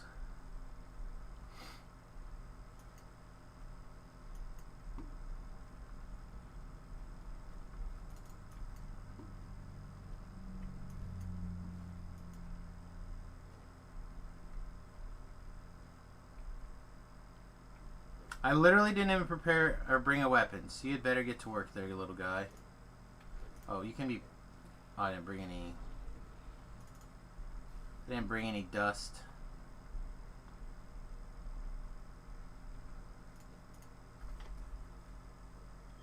Oh, you know what? I forgot, actually. Hang on. I turned down the master volume the other day while I was listening to a lecture while doing a little bit of mindless DDOing over the weekend. I forgot to turn it back up. Apologies about that. But anyway, that's a quick level, not like the fastest level 2 we've ever had, but pretty reasonable. What's the cleric symbol like?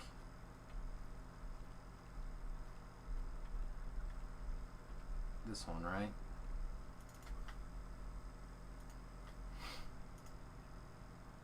Alright, so 5 points. So spellcraft, search, disable. Our spot's gonna be kind of poopy. Now we get to pick a sweet deity. Sickles, not really what we're looking for. Daggers are not really what we're looking for. I don't know, I think maybe we'd go ahead and take the sickles just for the ability here. I think it's probably the most likely. Alright, now let's look at these enhancement points. Divine Disciple, Radiant Servant. I don't think there's anything on War Priest that we're that excited about. I feel like pretty likely to bird here.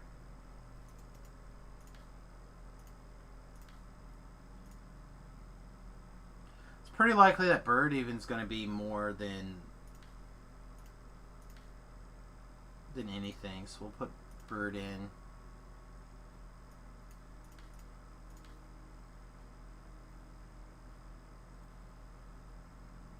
Yeah, I just really don't see us taking anything else out of here.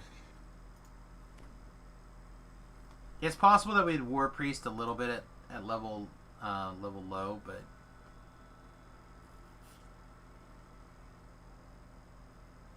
there are hit points here, right? Yeah, there's some hit points. There's a bunch of hit points, low-hanging hit point fruit, right?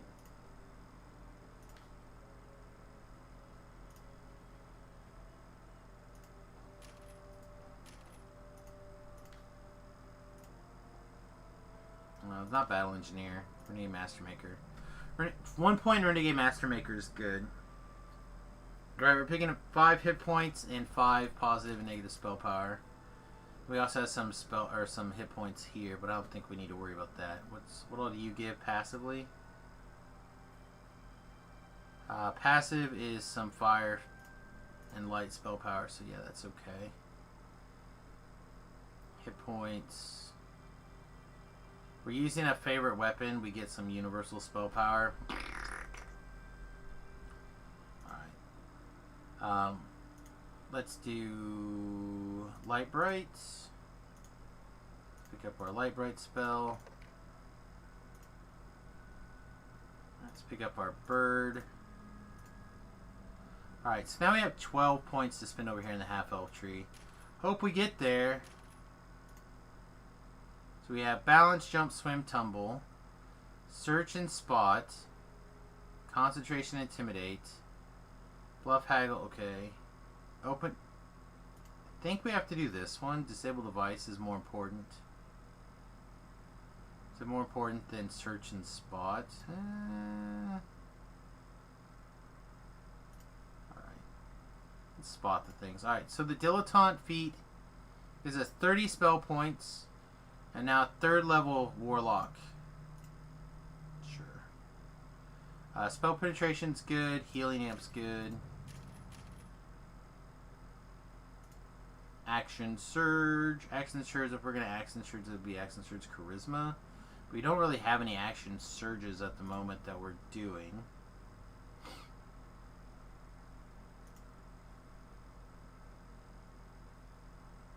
Yeah, I don't care about 5 universal spell power.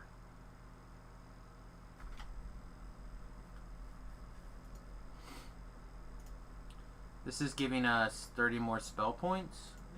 30 more spell points is pretty good.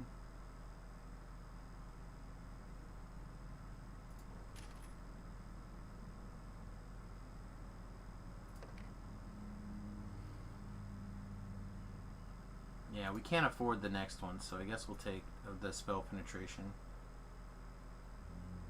Unless we take out the healing amp. We're gonna end up overhealing anyway, right?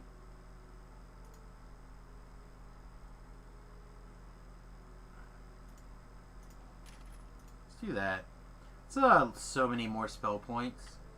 So we picked up 130 spell points out of our racial line. That's pretty sweet.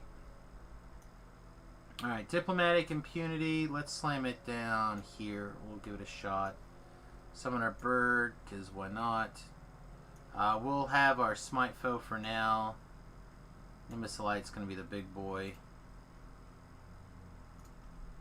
Alright.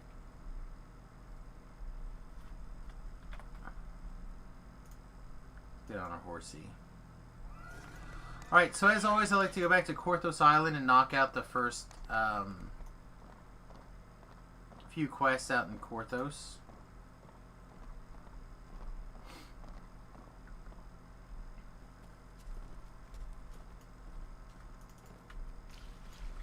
Oh, also...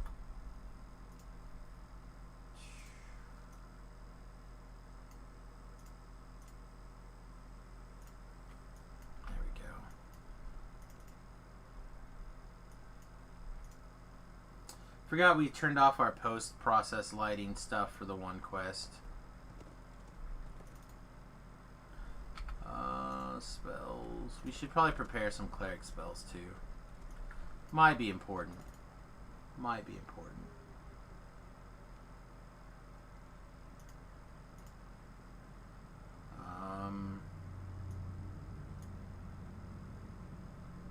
Do we summon monster actually?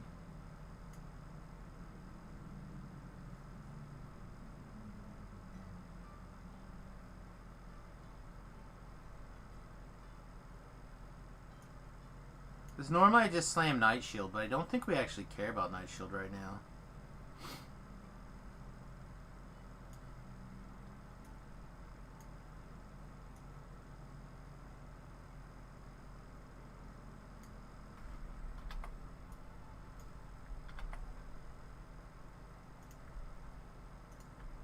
Yeah, I think this is fine. Then we gotta pick up some spell components.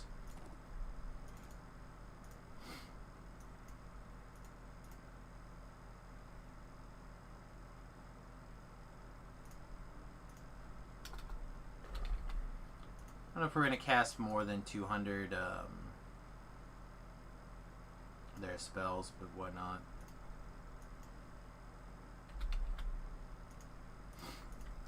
Are they already spells?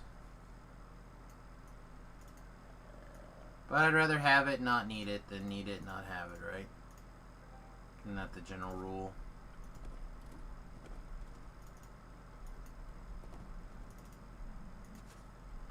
Alright, as always, if someone would like to tag along with me, I am on Sir Lona, and you're welcome to join me as long as you're level appropriate and are willing to get your butt beat because, you know, you're playing with me.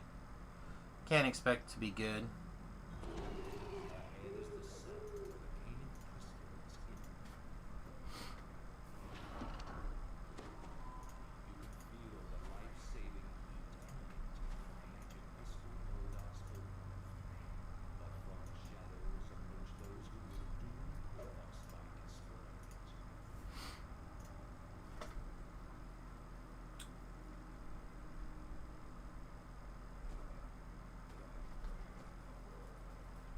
Alright, so keep an eye out for our light damage here. That's going to be the big thing. Just keep an eye out for the amount of extra fire damage that's going to proc off every once in a while. Again, it's not going to seem like a whole lot to start with because our spell powers and stuff are just not that high.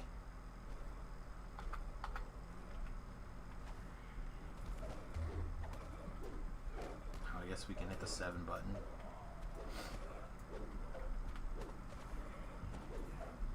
We did 11 extra points of damage of fire damage right there, just from the timing. Is really what that just happens to be. So we did 19 plus 11. It's a fire cleric splashing a couple levels of artificer for rune arm use. Basically, it's gonna be a weird mutt build, but to be honest, gotta make sure that we don't lose here. I have a guildie that's doing something similar right now, and I suspect he could use a little bit of the help. So it's a little bit of a twofer, I think, for me.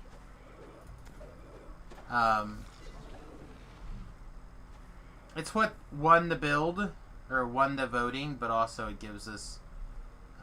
he's struggling a little bit, so we should be able to help him out, I think.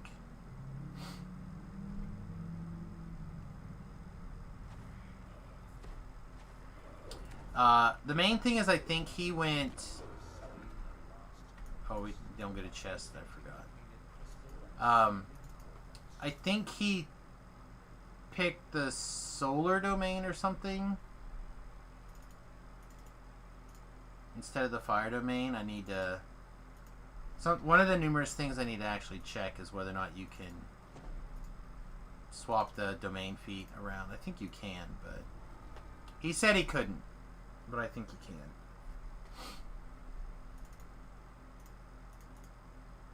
So we'll find out for sure pretty soon.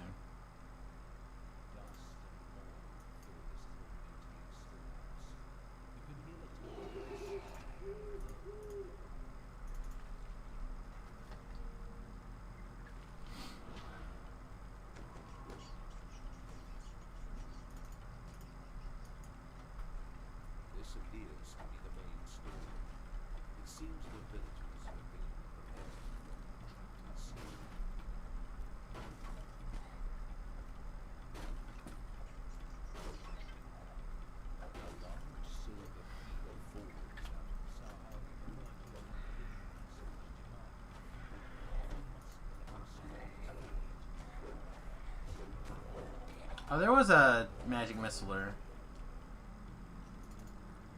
I kind of forgot about that guy.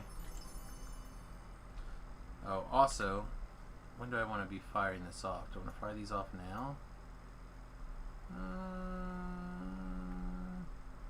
Sure. If I don't fire one off right away, I'll forget. Also, I didn't grab any ship buffs.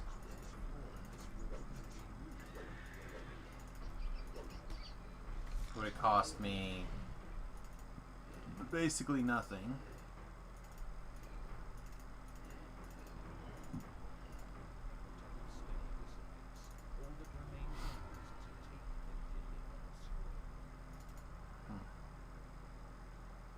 Aggravating. So anyway, how's everyone's day going? I know that we spent a lot of time talking about all sorts of stuff that didn't necessarily matter to everybody, but here to give you guys your full attention now.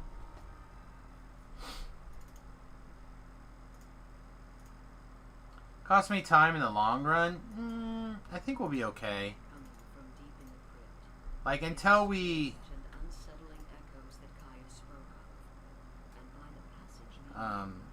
until we're ready to... What's the word I'm looking for? Until we're ready to go back to the boat and upgrade our gear anyway, I don't think it matters. You found some kind of secret door in the wall. Once you open it, you can reach whatever is behind it. A treasure chest glimmers in a dark passage. There's a Sahuagin in here, performing a... Oh, that's true. There is like... You have that 5% XP bonus, right? Well, if that means I lose what, 5 experience? Maybe 50 experience. Woo! The quest. I'll have to run like a whole extra explorer area to catch up at some point.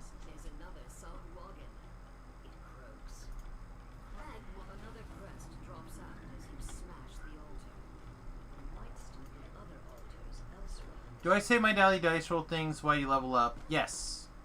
Yes. I try to save everything over 100. Or over 200, I mean. 200 and up. But because I typically TR about, what, 7 days, 6 days? Can't believe that guy hit me.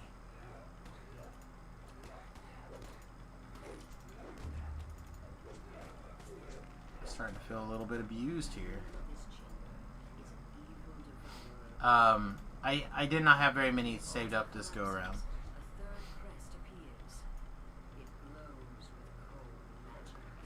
Yeah, I had 7. My gold roll plus 6, I think. So this life we didn't even get a whole level out of it. It's a little bit odd to me.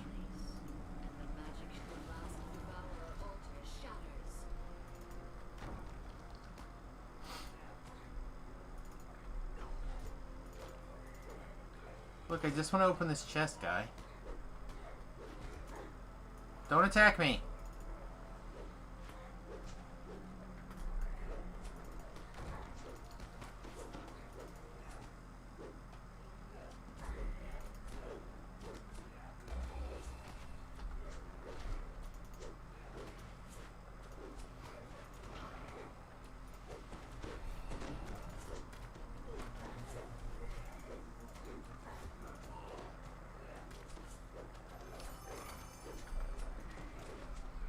Do we get anything sweet?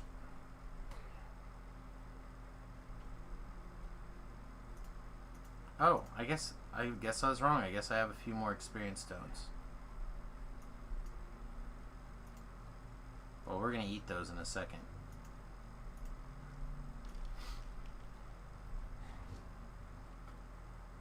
Taking bets, can I open it before I die? Yeah, I'm not worried about that.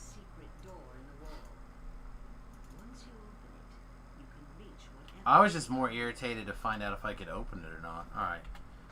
Actually, I was... Maybe I had a few more XP stones than I thought.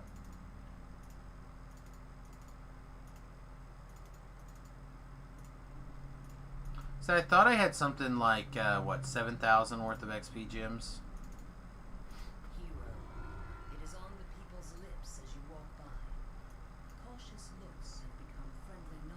I don't have a route. I just do whatever I feel like.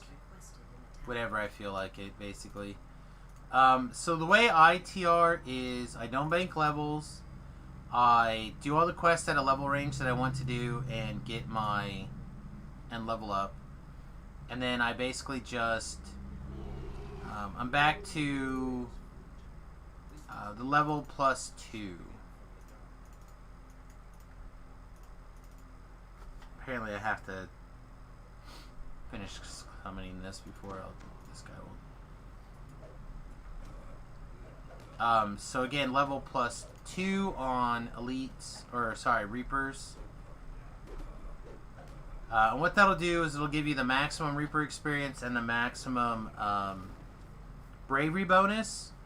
If you do 3 above the quest and do reapers, you'll get maximum Reaper experience, but not maximum heroic experience.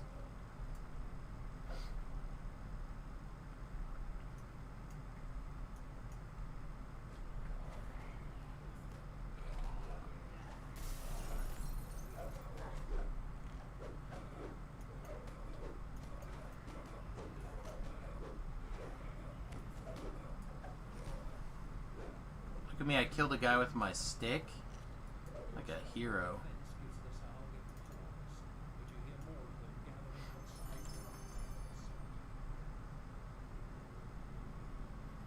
I don't mind banking levels. I just like doing the, like, I want to do all the quests that I enjoy at a particular level. Range? Excuse me. I'm sorry. I hit really, really awkwardly. So, like, for example, I like doing the pit, right? I also like doing Gwyland's Stand. I also like doing, like, a lot of the level 7 quests I really enjoy. But there's a lot of experience at level 7. So I end up banking a little bit often around that area. Again, just because I enjoy doing those quests.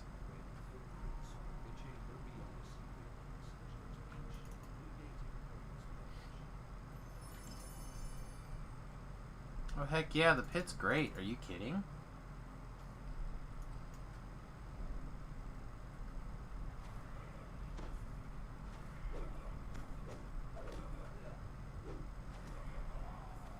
So the dog time out, or is it just not following us?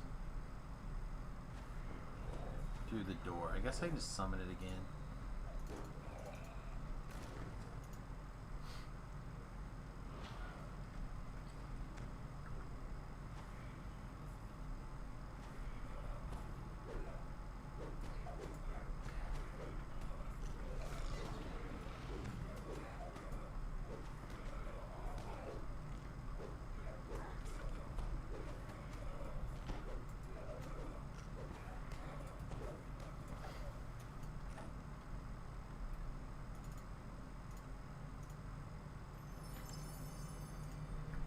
There's a radiant thingy.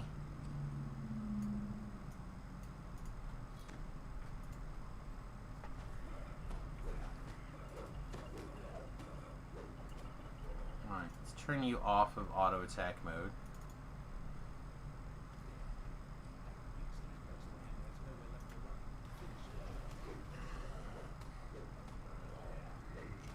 I want you on this guy. Then I want you on this guy. Alright, now I don't care. Now you can kill whatever you want.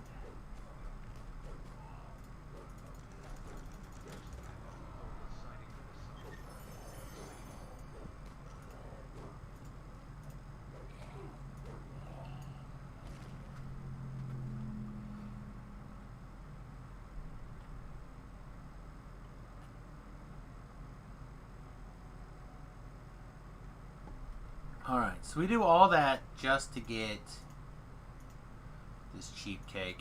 None of this stuff matters. Your Sure. victories have made the village much safer, but only temporarily. Did...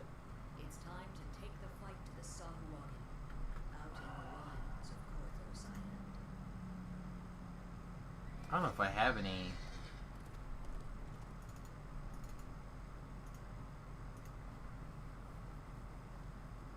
May have to buy grog? That's gross. I don't think I have any grogs left.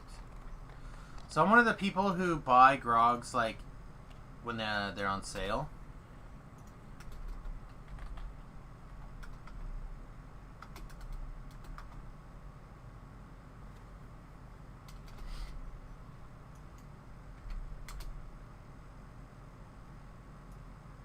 Oh hey, we should probably have some thieves' tools on us, huh? Probably wouldn't be the worst thing in the world.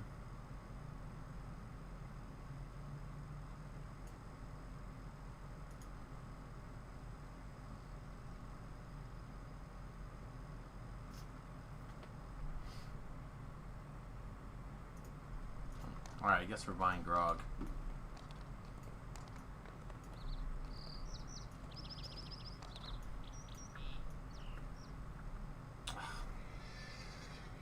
Oh, you stupid mount suppressing.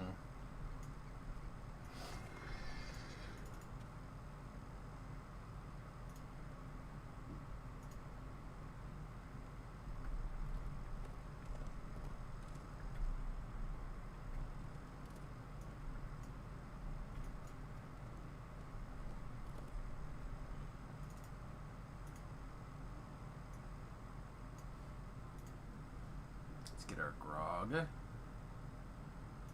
Yeah, they're currently 5 gold. 5 things. So I'm not gonna stock up on them right now. Maybe later.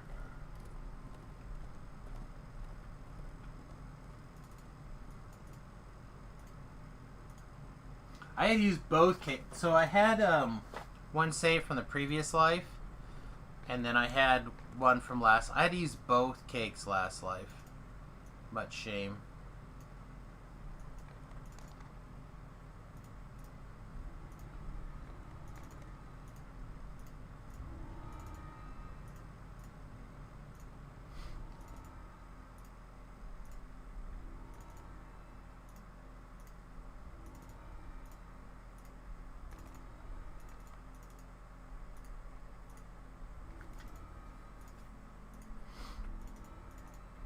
I don't honestly know if these, the Keep on the Borderlands quests are faster or better experience or anything. They're just different than doing Korthos.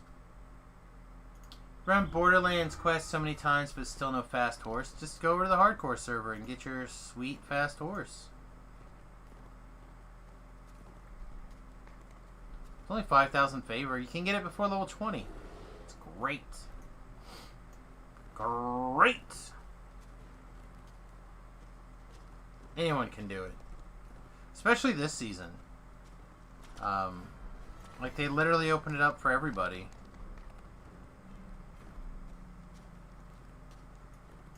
But also, they show up in the gold rolls, so you'll get one. I got one on the hardcore server, Samus, the other day, and I was a little bit surprised, actually. I was like, what? What?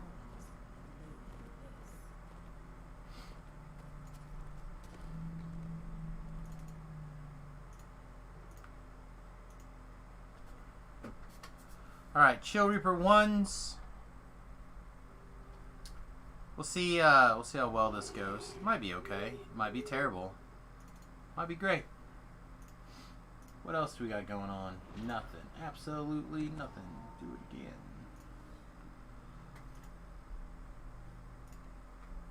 The door behind you still shut as normal. There's now only one way to go. Forward. That's fine with you, as this cave is said to contain much treasure. A burly minotaur stands behind a magical barrier, guarding a pile of treasure. Always more. Greed draws you adventurers like moths to the flame. Have fun starving in my cave with the I hate being slow.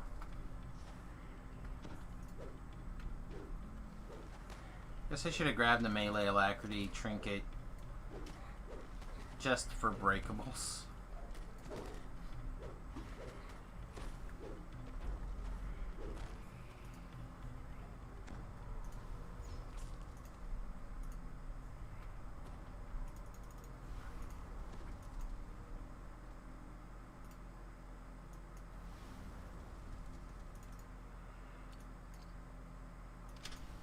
This quest matches one of the sockets in the Minotaur's barrier.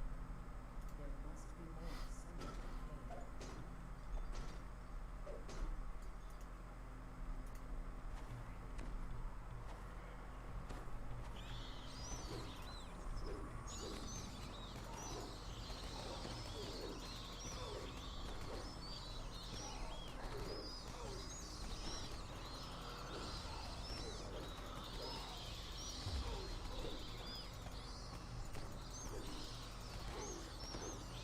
Like how this guy's like complaining about almost dying, and yet he's totally fine.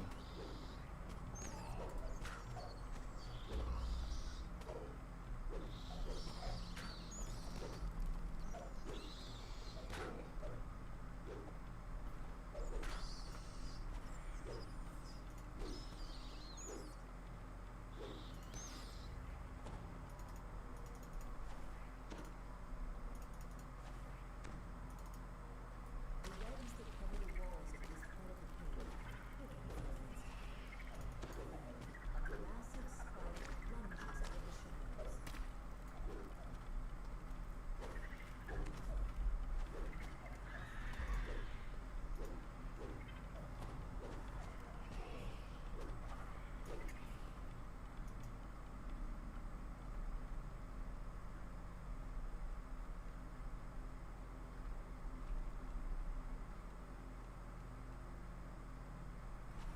Alright, so there's the first actually scary thing.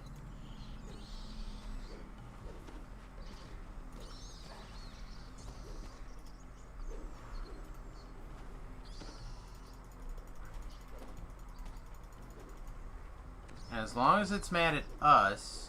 Oh, and a Fear Reaper? Alright, that's bad. Probably gonna die to both the regular Reaper and the Fear Reaper. Alright, where's the Fear Reaper?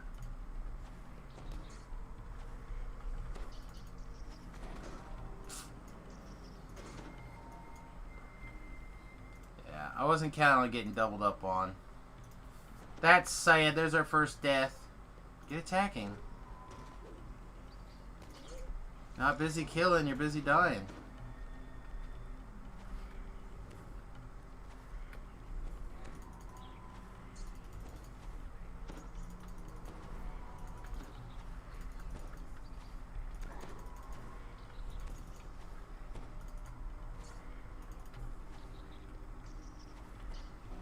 Why don't you come back to life? Start clearing some mess. I just didn't want to come back to life. Sad.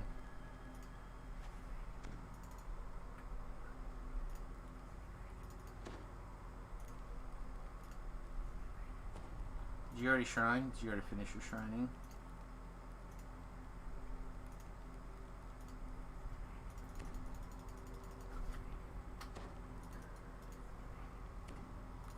So keep in mind I would normally be level 3 before I got out here. So I am a little bit underwhelmed here on my little level 2 cleric.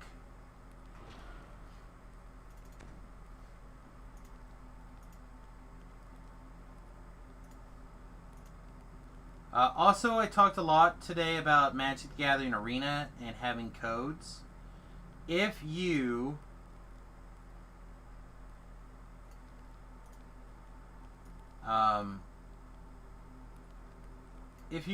are interested in getting a Magic the Gathering Arena code for last week, because whatever reason your LGS didn't have any, or you just didn't know those were things that happened, let me know. I still have a couple from last week that I'm happy to give out.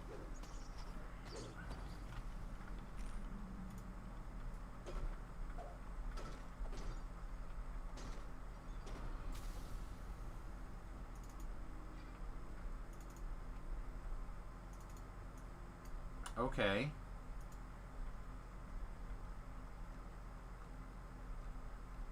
I realized I ran past 1, but I didn't think I ran past 2.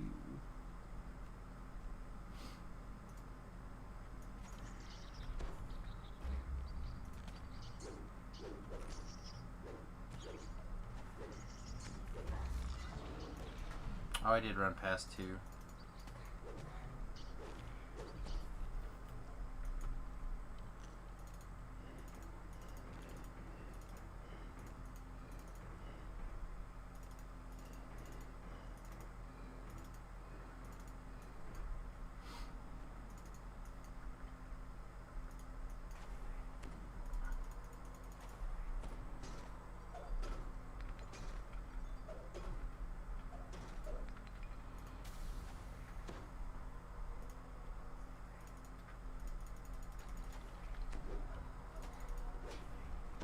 I don't have Turn Undead yet.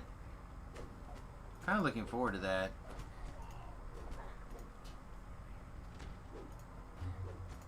More than I really care to admit. It's really nice to have a Turn Undead right now.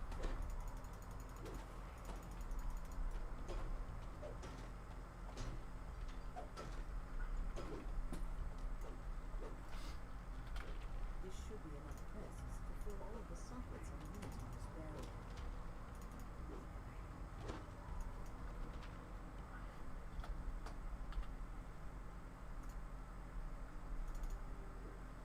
Oh yeah, 6 free hit points, baby.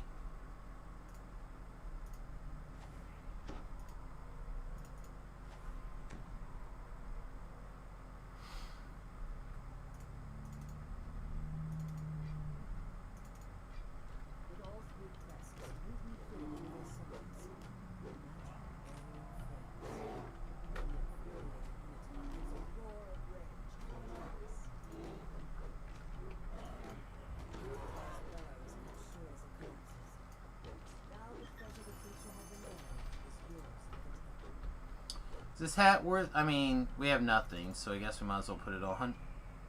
What is this hat? Sheltering 2 diplomacy. Is sheltering 2 diplomacy stronger than +1 charisma? Yeah, probably. That's how little I care about these things.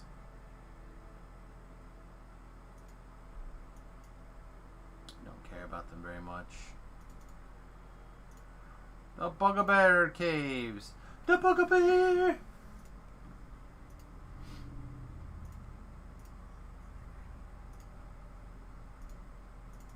As you walk deeper into the cave, you hear deep, guttural voices in the distance.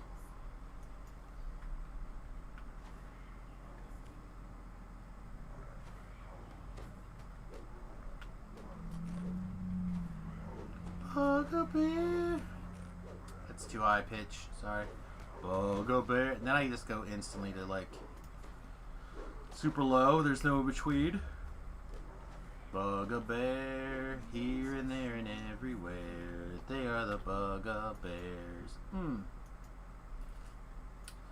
Love me some gummy bears.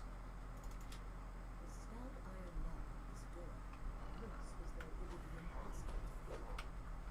The iron lock creaks as it opens, and you hear footsteps approaching. You think these guys have any restrainment orders on them if they're all stalkers? And who's the lovely young lady that they are stalking? And so, like, do I get a reward for taking out her stalkers? I feel like I should. The smell of meat It was like the least that she could do.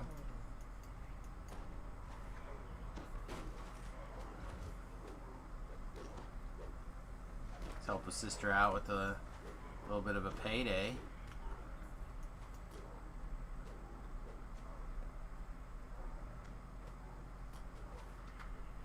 notice the glint of silver in the far corner of this chamber. We are the Bugbears. Yeah, I should probably go get ship buffs, actually. I'm starting to notice the damage from not going and getting ship buffs. The silver key is embossed on a surprising oak. As the silver lock clicks open, you hear muffled voices and things ahead.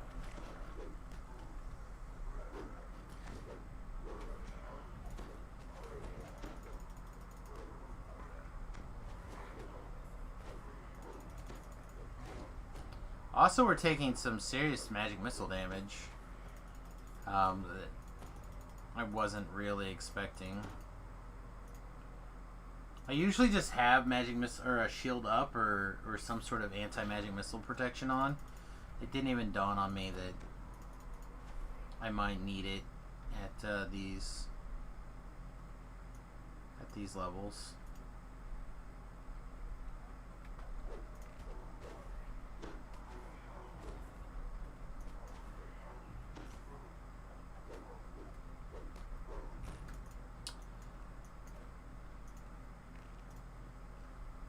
Speaking at these levels, we should be slamming these tasty hams. Bear? That's a little terrifying.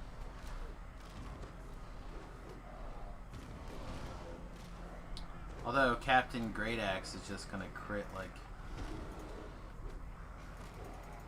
cray cray.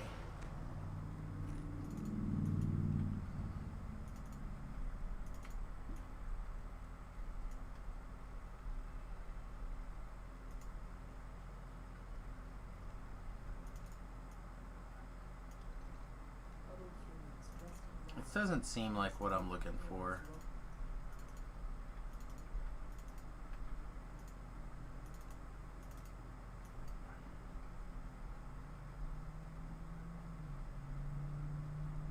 Nope, also not what we're looking for.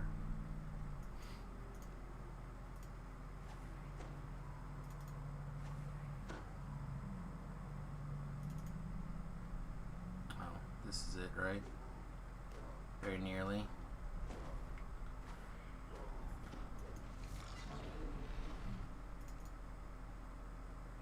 As the first lever is pulled, the crystal above it flares I guess it's a matter of like clicking on some guys, right, to get some free experience. This will make up for not having the experience point shrine.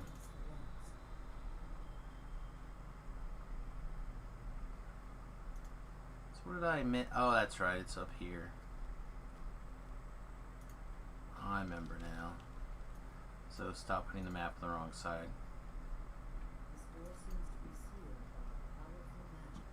Which door did I not? Or which lever did I not click? Pretty sure I clicked the one in the shrine room, right?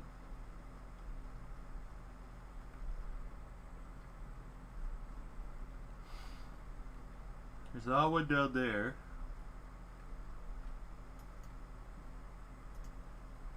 It's back the way we came. Yeah, the blue one's lit. So I must have missed the one up here.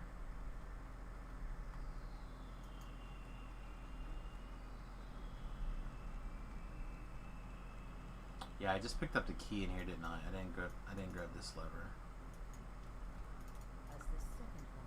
Pretend like we know what we're doing. It's not anywhere near true.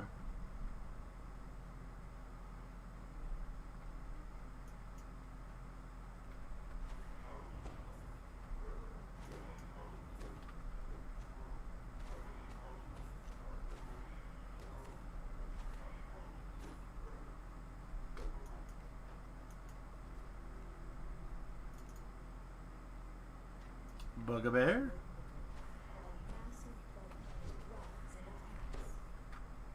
If his name is Horsebane, what do you think that's the name that he gets? I think because he's busy eating horses? Battling horses?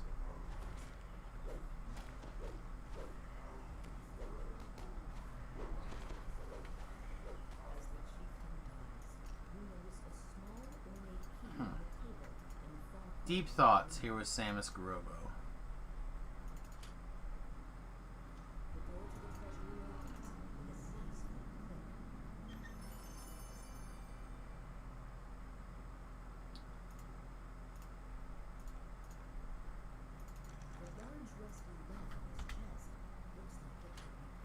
Oh yeah, that's not as good as the DR.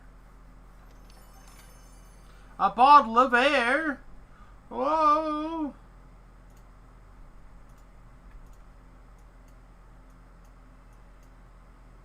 It's pretty good, actually.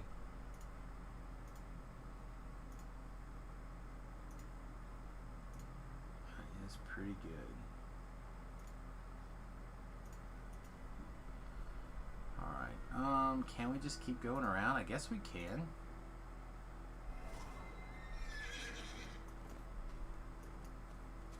I mean, as long as we don't, like, hit double Reaper, I think we can keep going.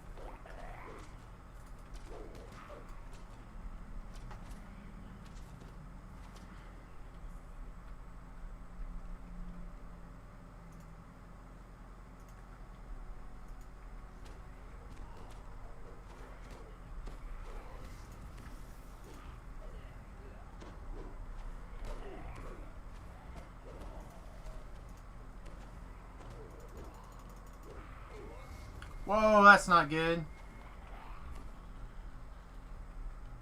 Oh, that's real bad, actually. That's like top tier real bad. Is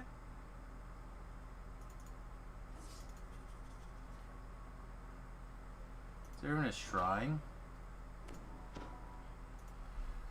Okay, I don't know if there's a shrine in this quest.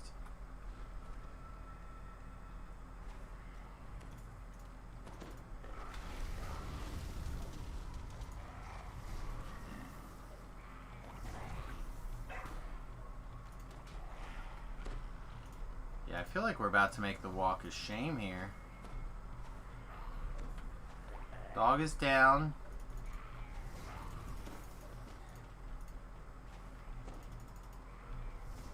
Oh, we're about to be down. Oh. Alright.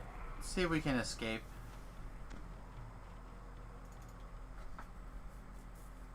Huh, I did not expect that.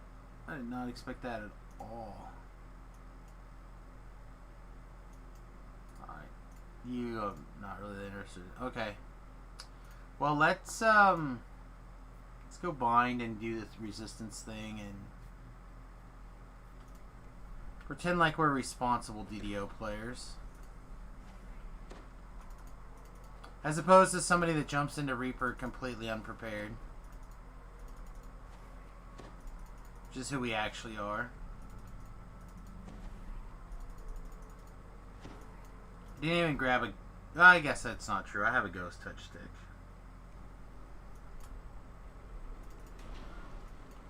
It's 140. So we don't have that much more... We don't have that much more time left on to this morning's stream anyhow. Oh, apparently I need a nap, something fierce.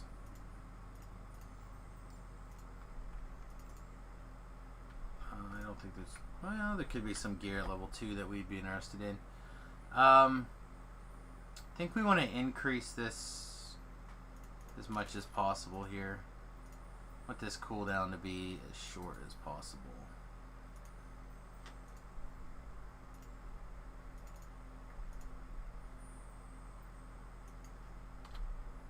Then I can't think of any gear at level 2 that we would care about, but let's take a look. Yeah, I was right. I can't think of anything. The only other thing that we haven't considered was the melee alacrity trinket, just to be able to break boxes a little faster.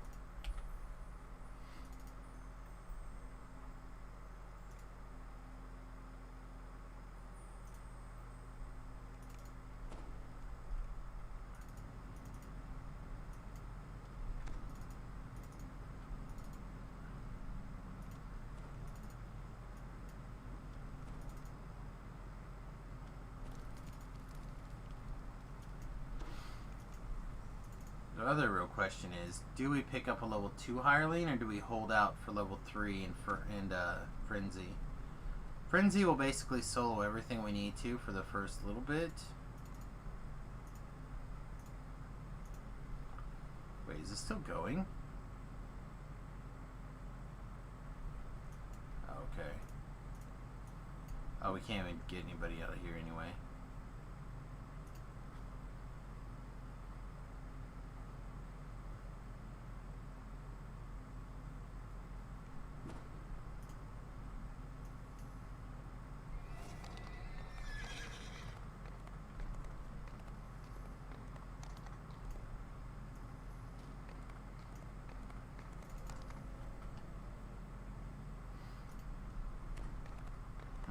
How much longer do you have? 26 minutes. You're probably fine.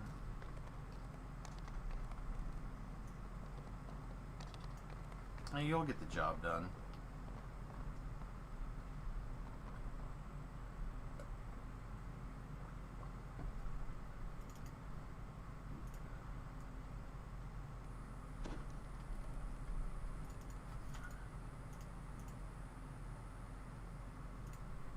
Take another crack. Another crack of that quest. This time with resistances.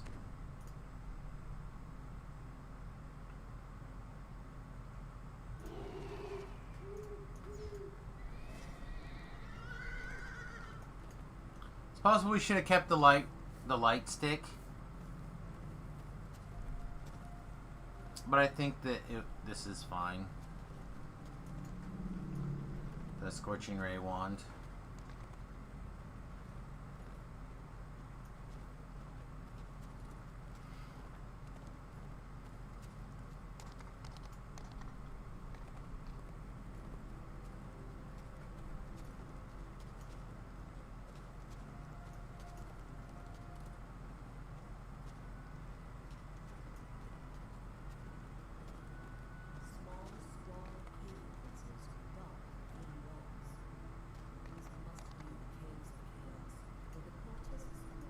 No, we're here. No, we're not.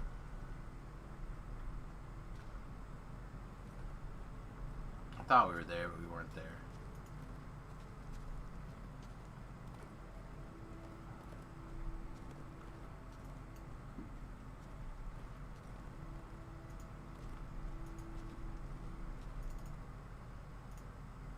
Alright, let's try again. Let's try again. Let's get our shenanigans together this time.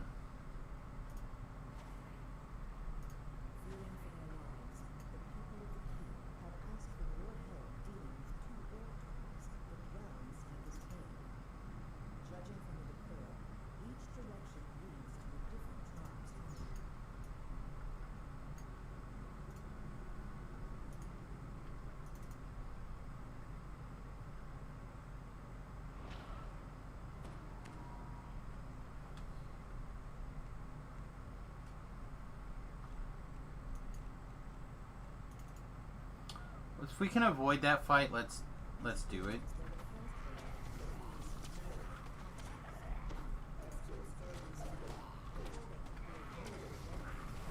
Oh, heal.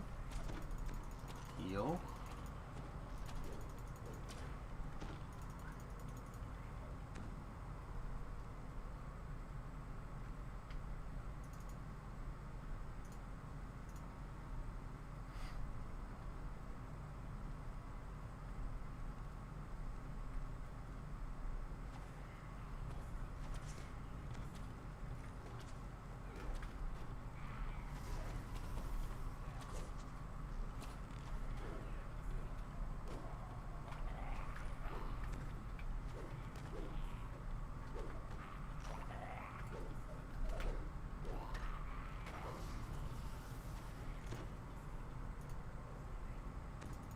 Man, this guy cries about being wounded a lot.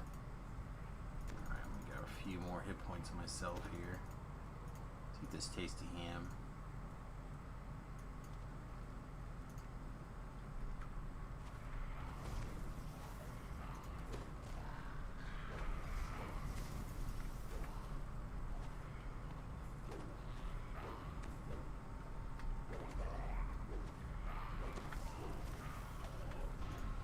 Uh-oh. Get him up. No, dang it. It's too slow.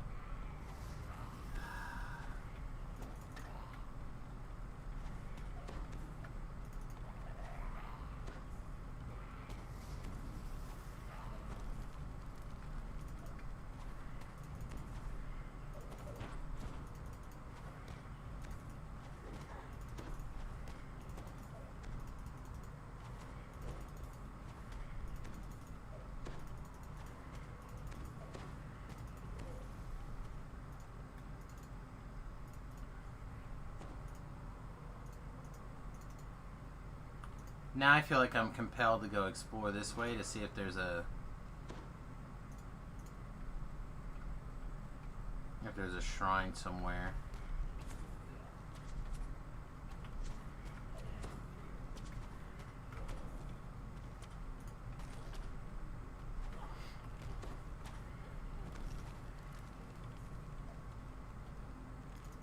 Doesn't look like a shrine in here.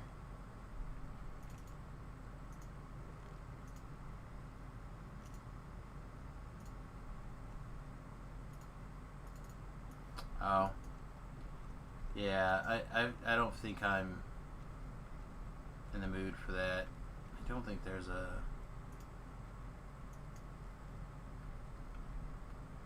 I think there's a shrine this direction.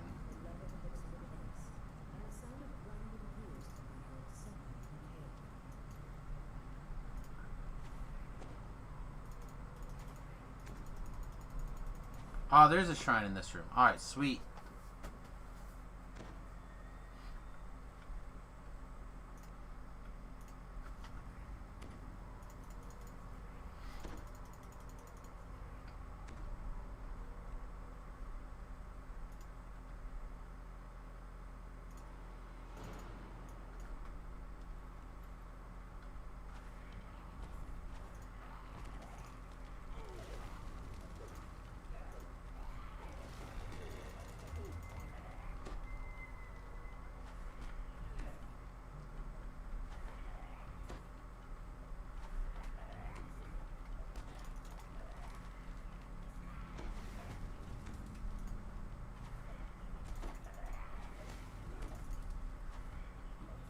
Alright, Barbaria. Papa still needs you to do your job.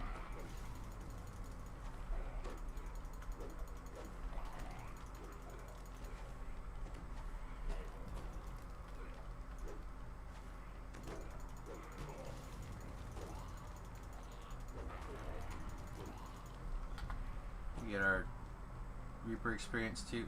Nice.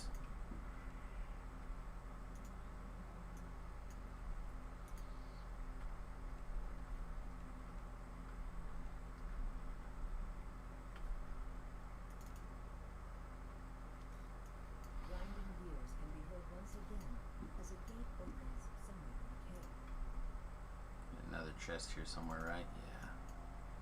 Did I not? Did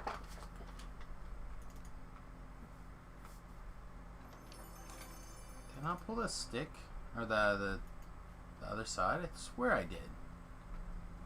Oh, I did, okay.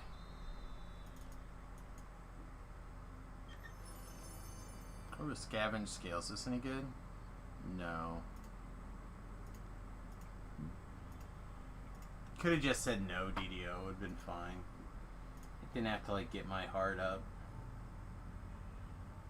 I did mention that the new DDO cast is up this week. I was on this particular DDO cast, running my mouth as usual, talking up a storm. We talked a lot about gear and gearing up new characters, returning characters, etc.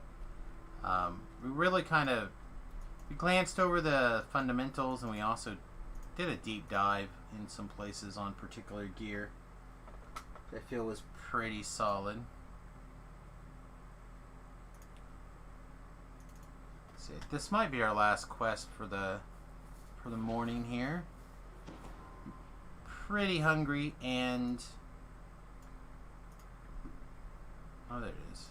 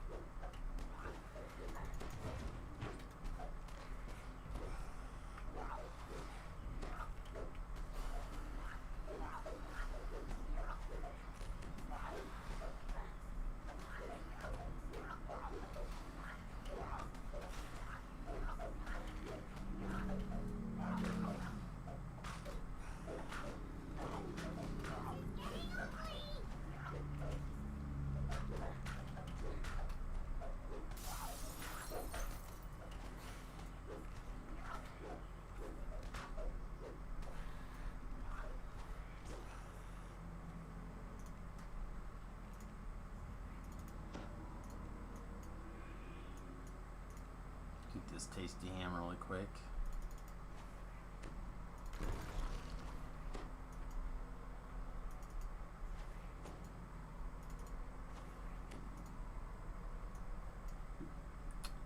Well, I don't know if we stopped the runner, but I haven't heard the bells go off, so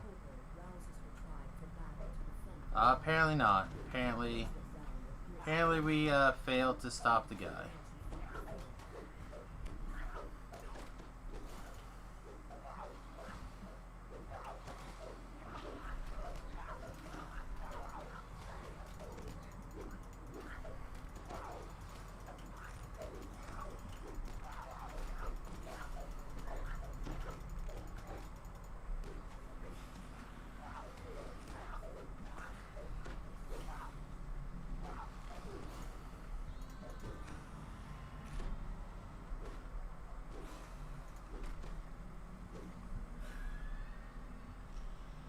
Oh, that's sad.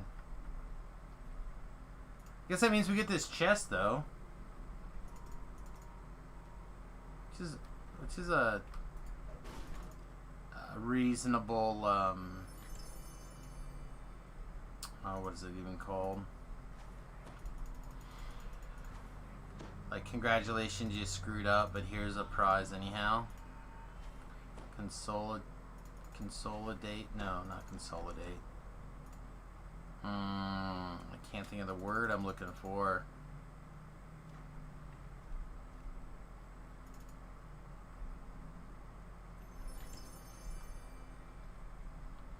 We're just gonna say booby prize now.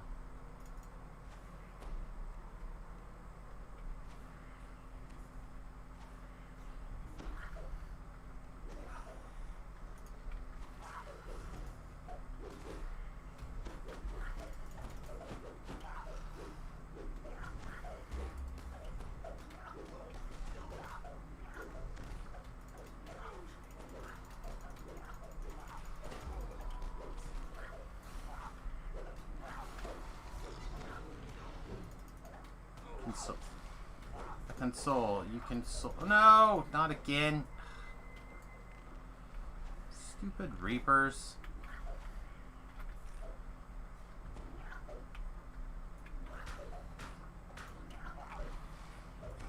They think just because you're on Reaper mode that they want you to come get got by Reapers. It's nonsense. We're here to be immune to shenanigans. Take your Reaper experience and leave. That's what.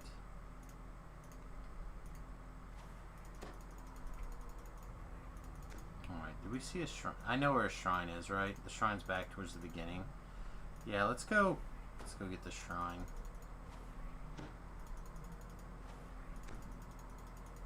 The barbarian is like 3/4 of our DPS right now. Should probably not leave him dead if we can help it.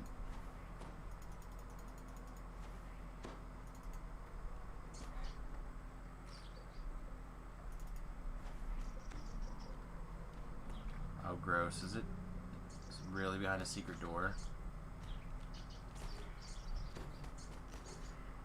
Dog's doing its job, right?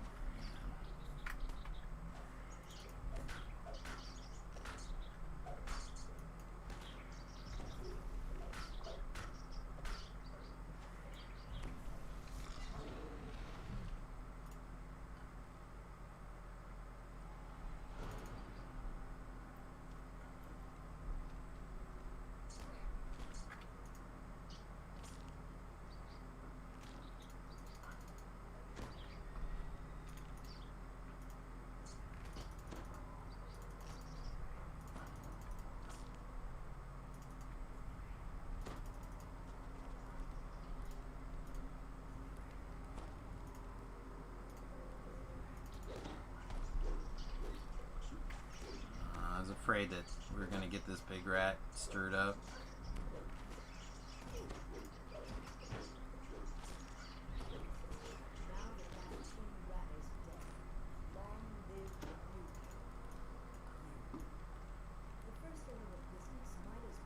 Well, now there's 2 collectibles down here. Ugh.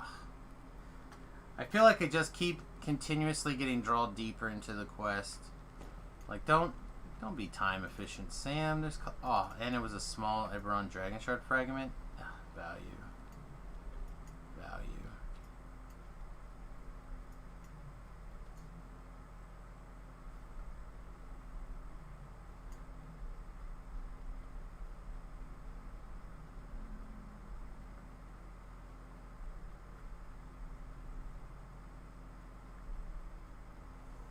Alright.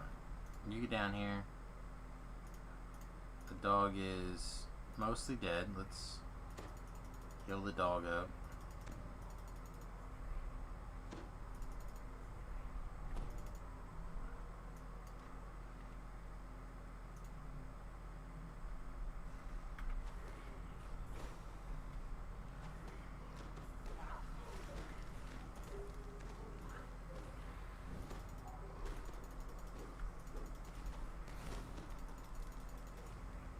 Basically just gonna spam the healing spells on the NPC here.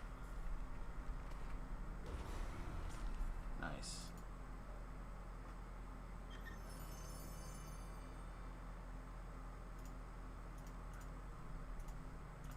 Alright. Oh. Time is it? Technically it is not quite quitting time, but it is very, very close to quitting time. So the next quest is what? Just a bunch of running around? Yeah, I think so. Yeah, I think we can knock out the next one.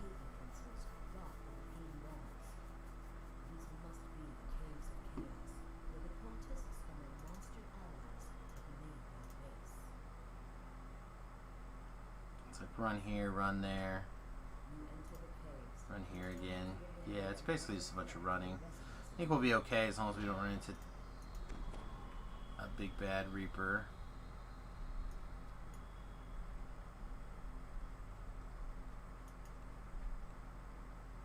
We don't want to go this way first, but we did. Oh yeah! Excuse me. I think I slept pretty well, but I am still tired today. The rain and the pressure really hits me hard.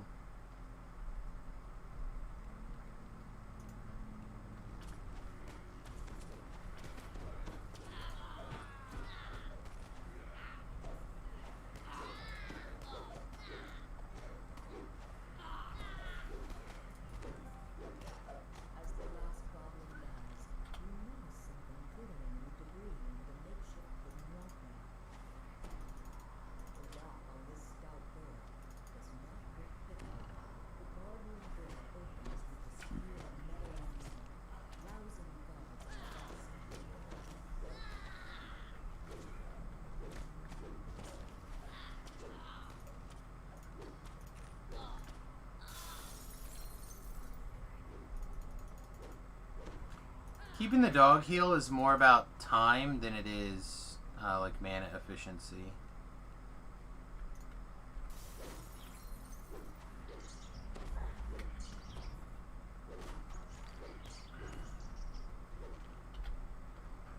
I feel like we have plenty of mana, it's just a matter of the time to deploy everything.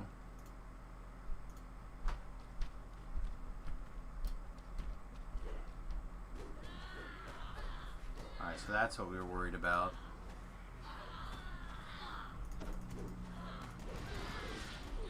The dog is currently distracting the Phantom Reaper okay. Our NPC is currently distracting everything else. Fortunately, I don't have a good way to just like start slamming it.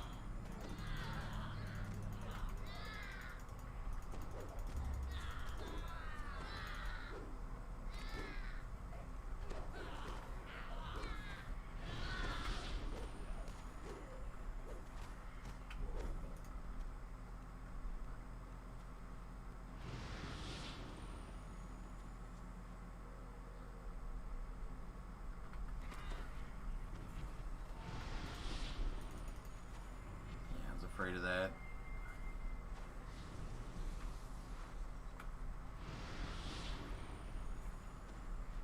The shrine for this quest is a bit of a challenge. That was a bad pull, I think.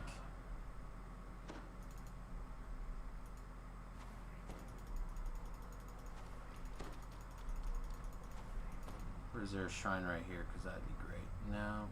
Oh, there is a shrine right here somewhere, right? And one of these doors like hide a shrine in it. As the door opens, a small goblin cries out, "Meeting now! You go away!" The goblin falls. Looking around, you spot an iron key in the back of the chamber.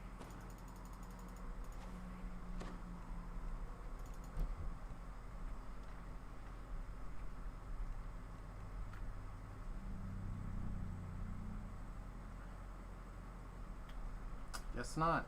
Guess there's not a shrine right here. Ah, good. That's exactly what I wanted. I definitely wanted to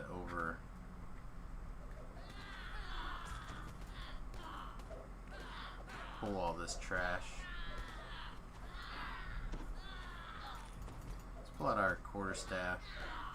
At least with the quarterstaff, we're getting a little bit of strike through occasionally.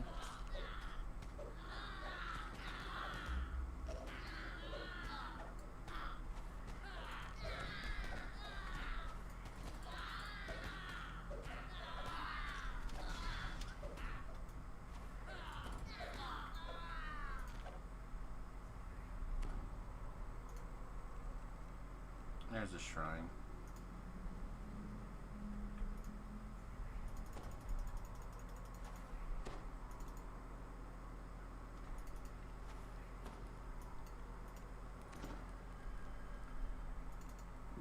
Oh, I don't really care about this.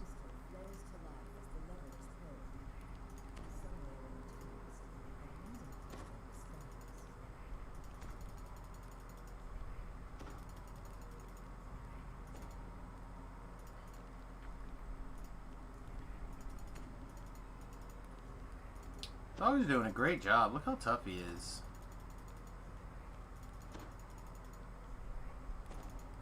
Yeah, the dog's actually doing great.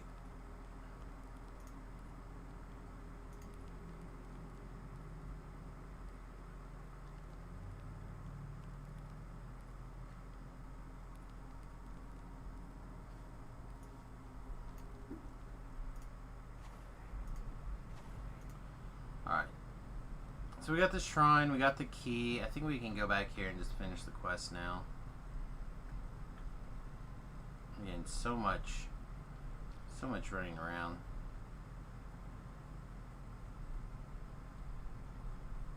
I also want to say I have been super hungry lately. Like,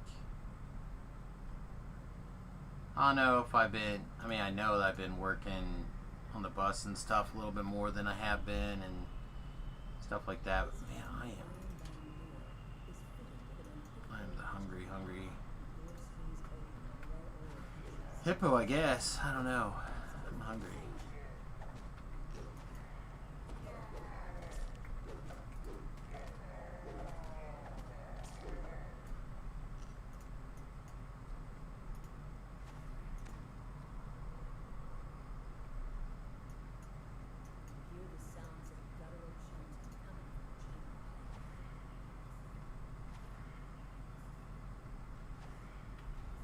Of course, there's another Reaper.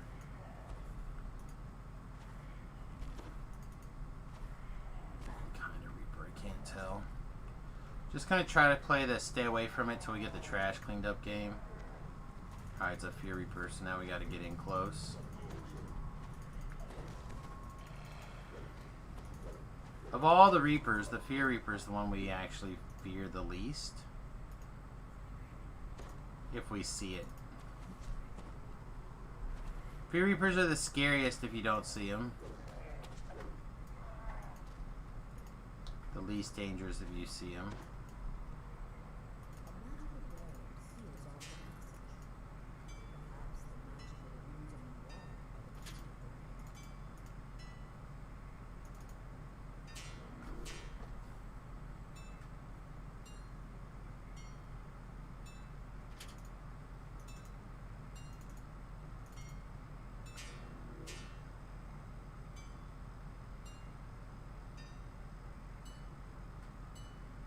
Wow.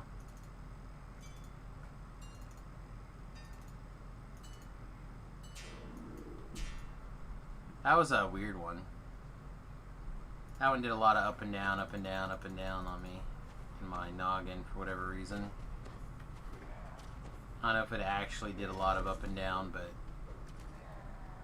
I certainly feel like it did.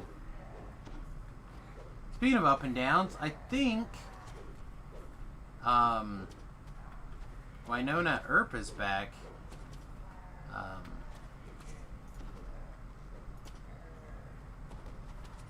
Yesterday?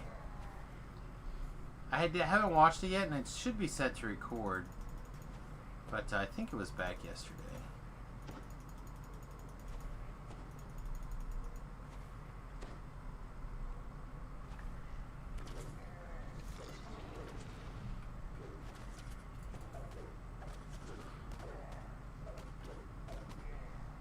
That show is filled with, in my opinion, ups and downs.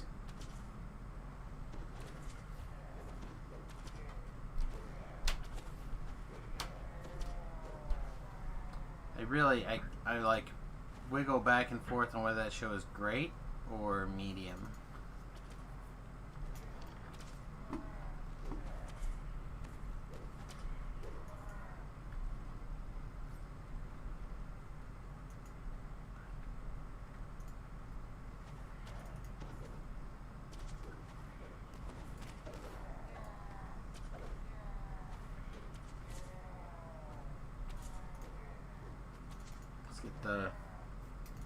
Get the dog back. I guess he was up against the timer clock. I didn't realize it.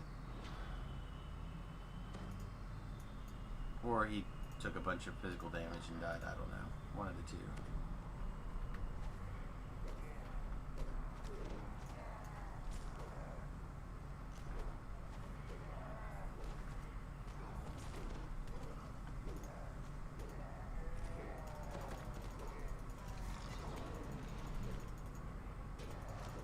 Alright, so for those of you who don't know the plan for tonight is I will probably come back early. Probably around 6 or so Central Standard Time, so in like 4-ish hours. Give or take. I'll check in with Nim's group. But the general plan at the moment is to hook up with them. To knock out a couple of the raids and stuff that I'm looking for. The last couple of pre-level 20 things. Take level 20 and then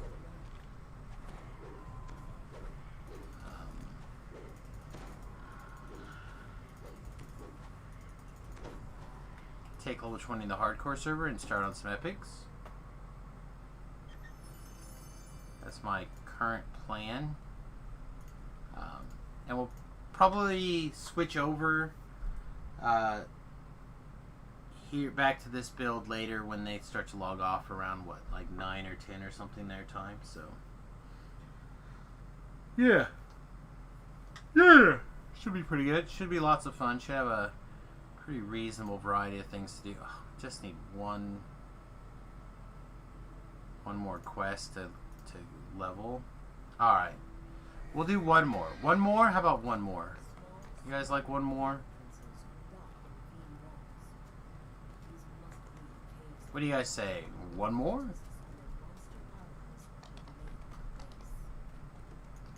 If we weren't so close to leveling, if I could possibly convince myself.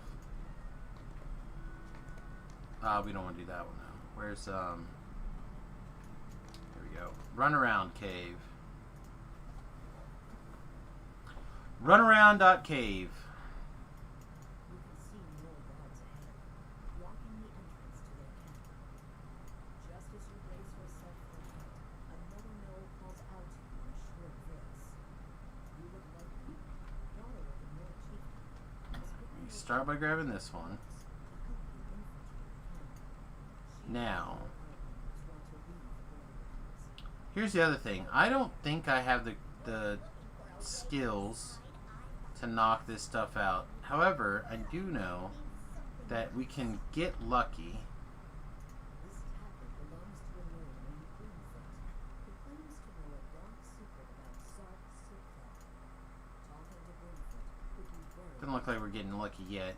Oh, we got one, it looks like. Looks like we got two. But not too bad. So now we gotta find Boomfoot. I think this guy actually cares. Boomfoot's this direction.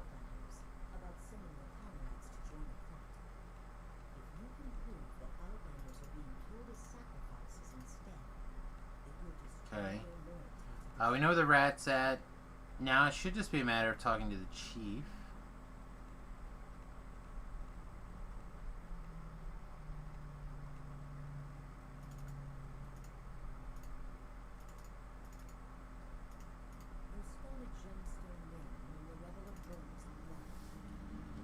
bum, bum. Alright. So now this should just be a matter of going back there and cleaning up the infight a whole bunch. Should be pretty straightforward. This quest is not hard. It's just, again, a lot of running around and remembering who to talk to when, basically.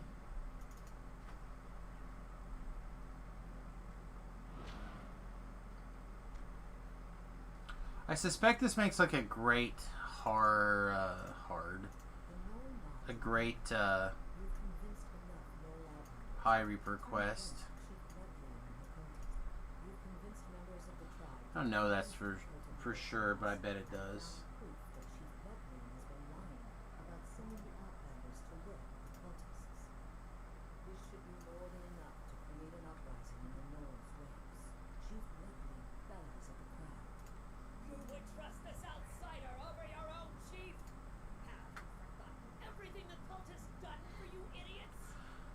Oh, excuse me. Ooh. I know, it's not easy to stay awake, is it?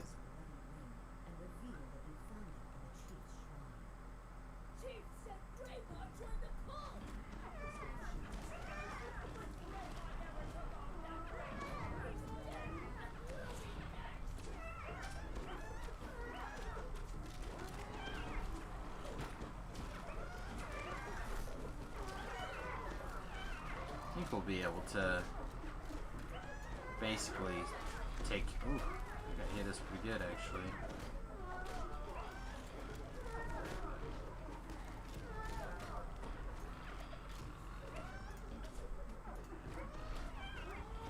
Get him topped off, and then I'm gonna hit a tasty ham just to be on the safe side.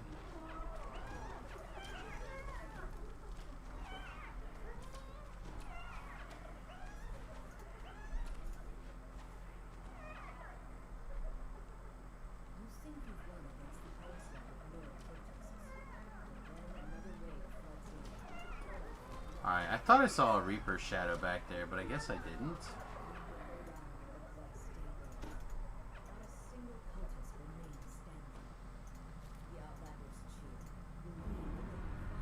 Perfect.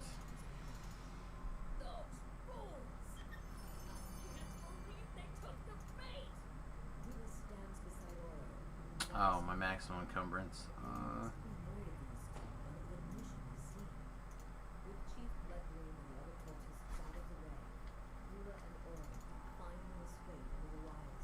Alright. So I'm gonna get out of here. I hope you guys have a wonderful day. Like I said, I'll be back in about 4, maybe probably around 4 hours. Maybe a little more, maybe a little less. We'll just have to play it by ear. I think we can go ahead and take our level 3 cleric level super fast too. That'll be a big deal. We level really quickly. Who else is streaming Dungeons and Dragons online?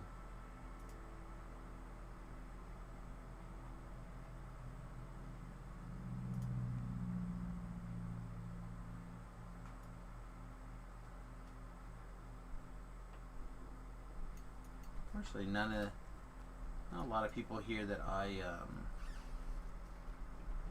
know a ton about. It's alright. I decided to take like the longest possible route to get to the trainers. But I just wanted to show off how pretty the area now. I forgot where they were. I thought they were by the bar. Just said they're pretty far from the bar.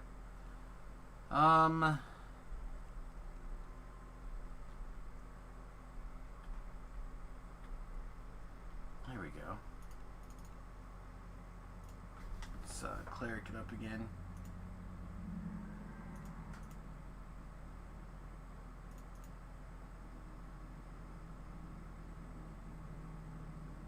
Guess every other level for a little bit we'll put a point in spot. Alright, we like completionist. Now we're going to pick our domain. This is where we take our fire domain pretty much every time.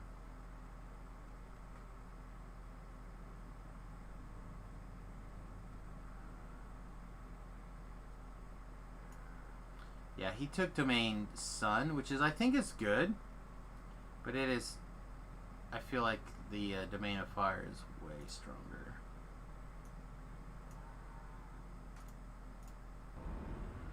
It's one of my personal favorites. All right, so what that gave us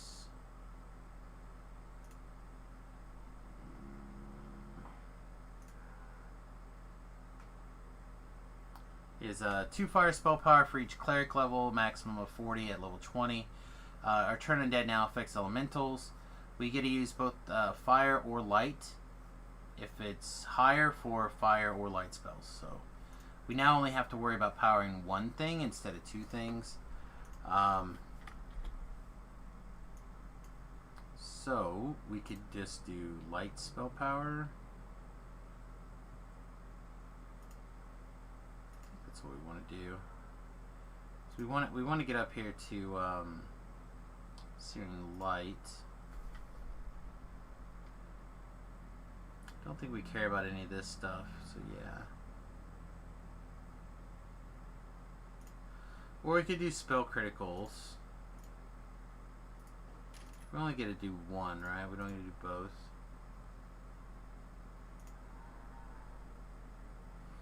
And we don't want to do both.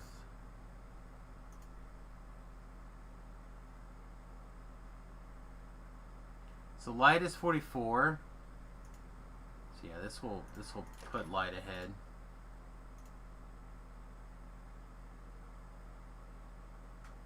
It puts light at 54.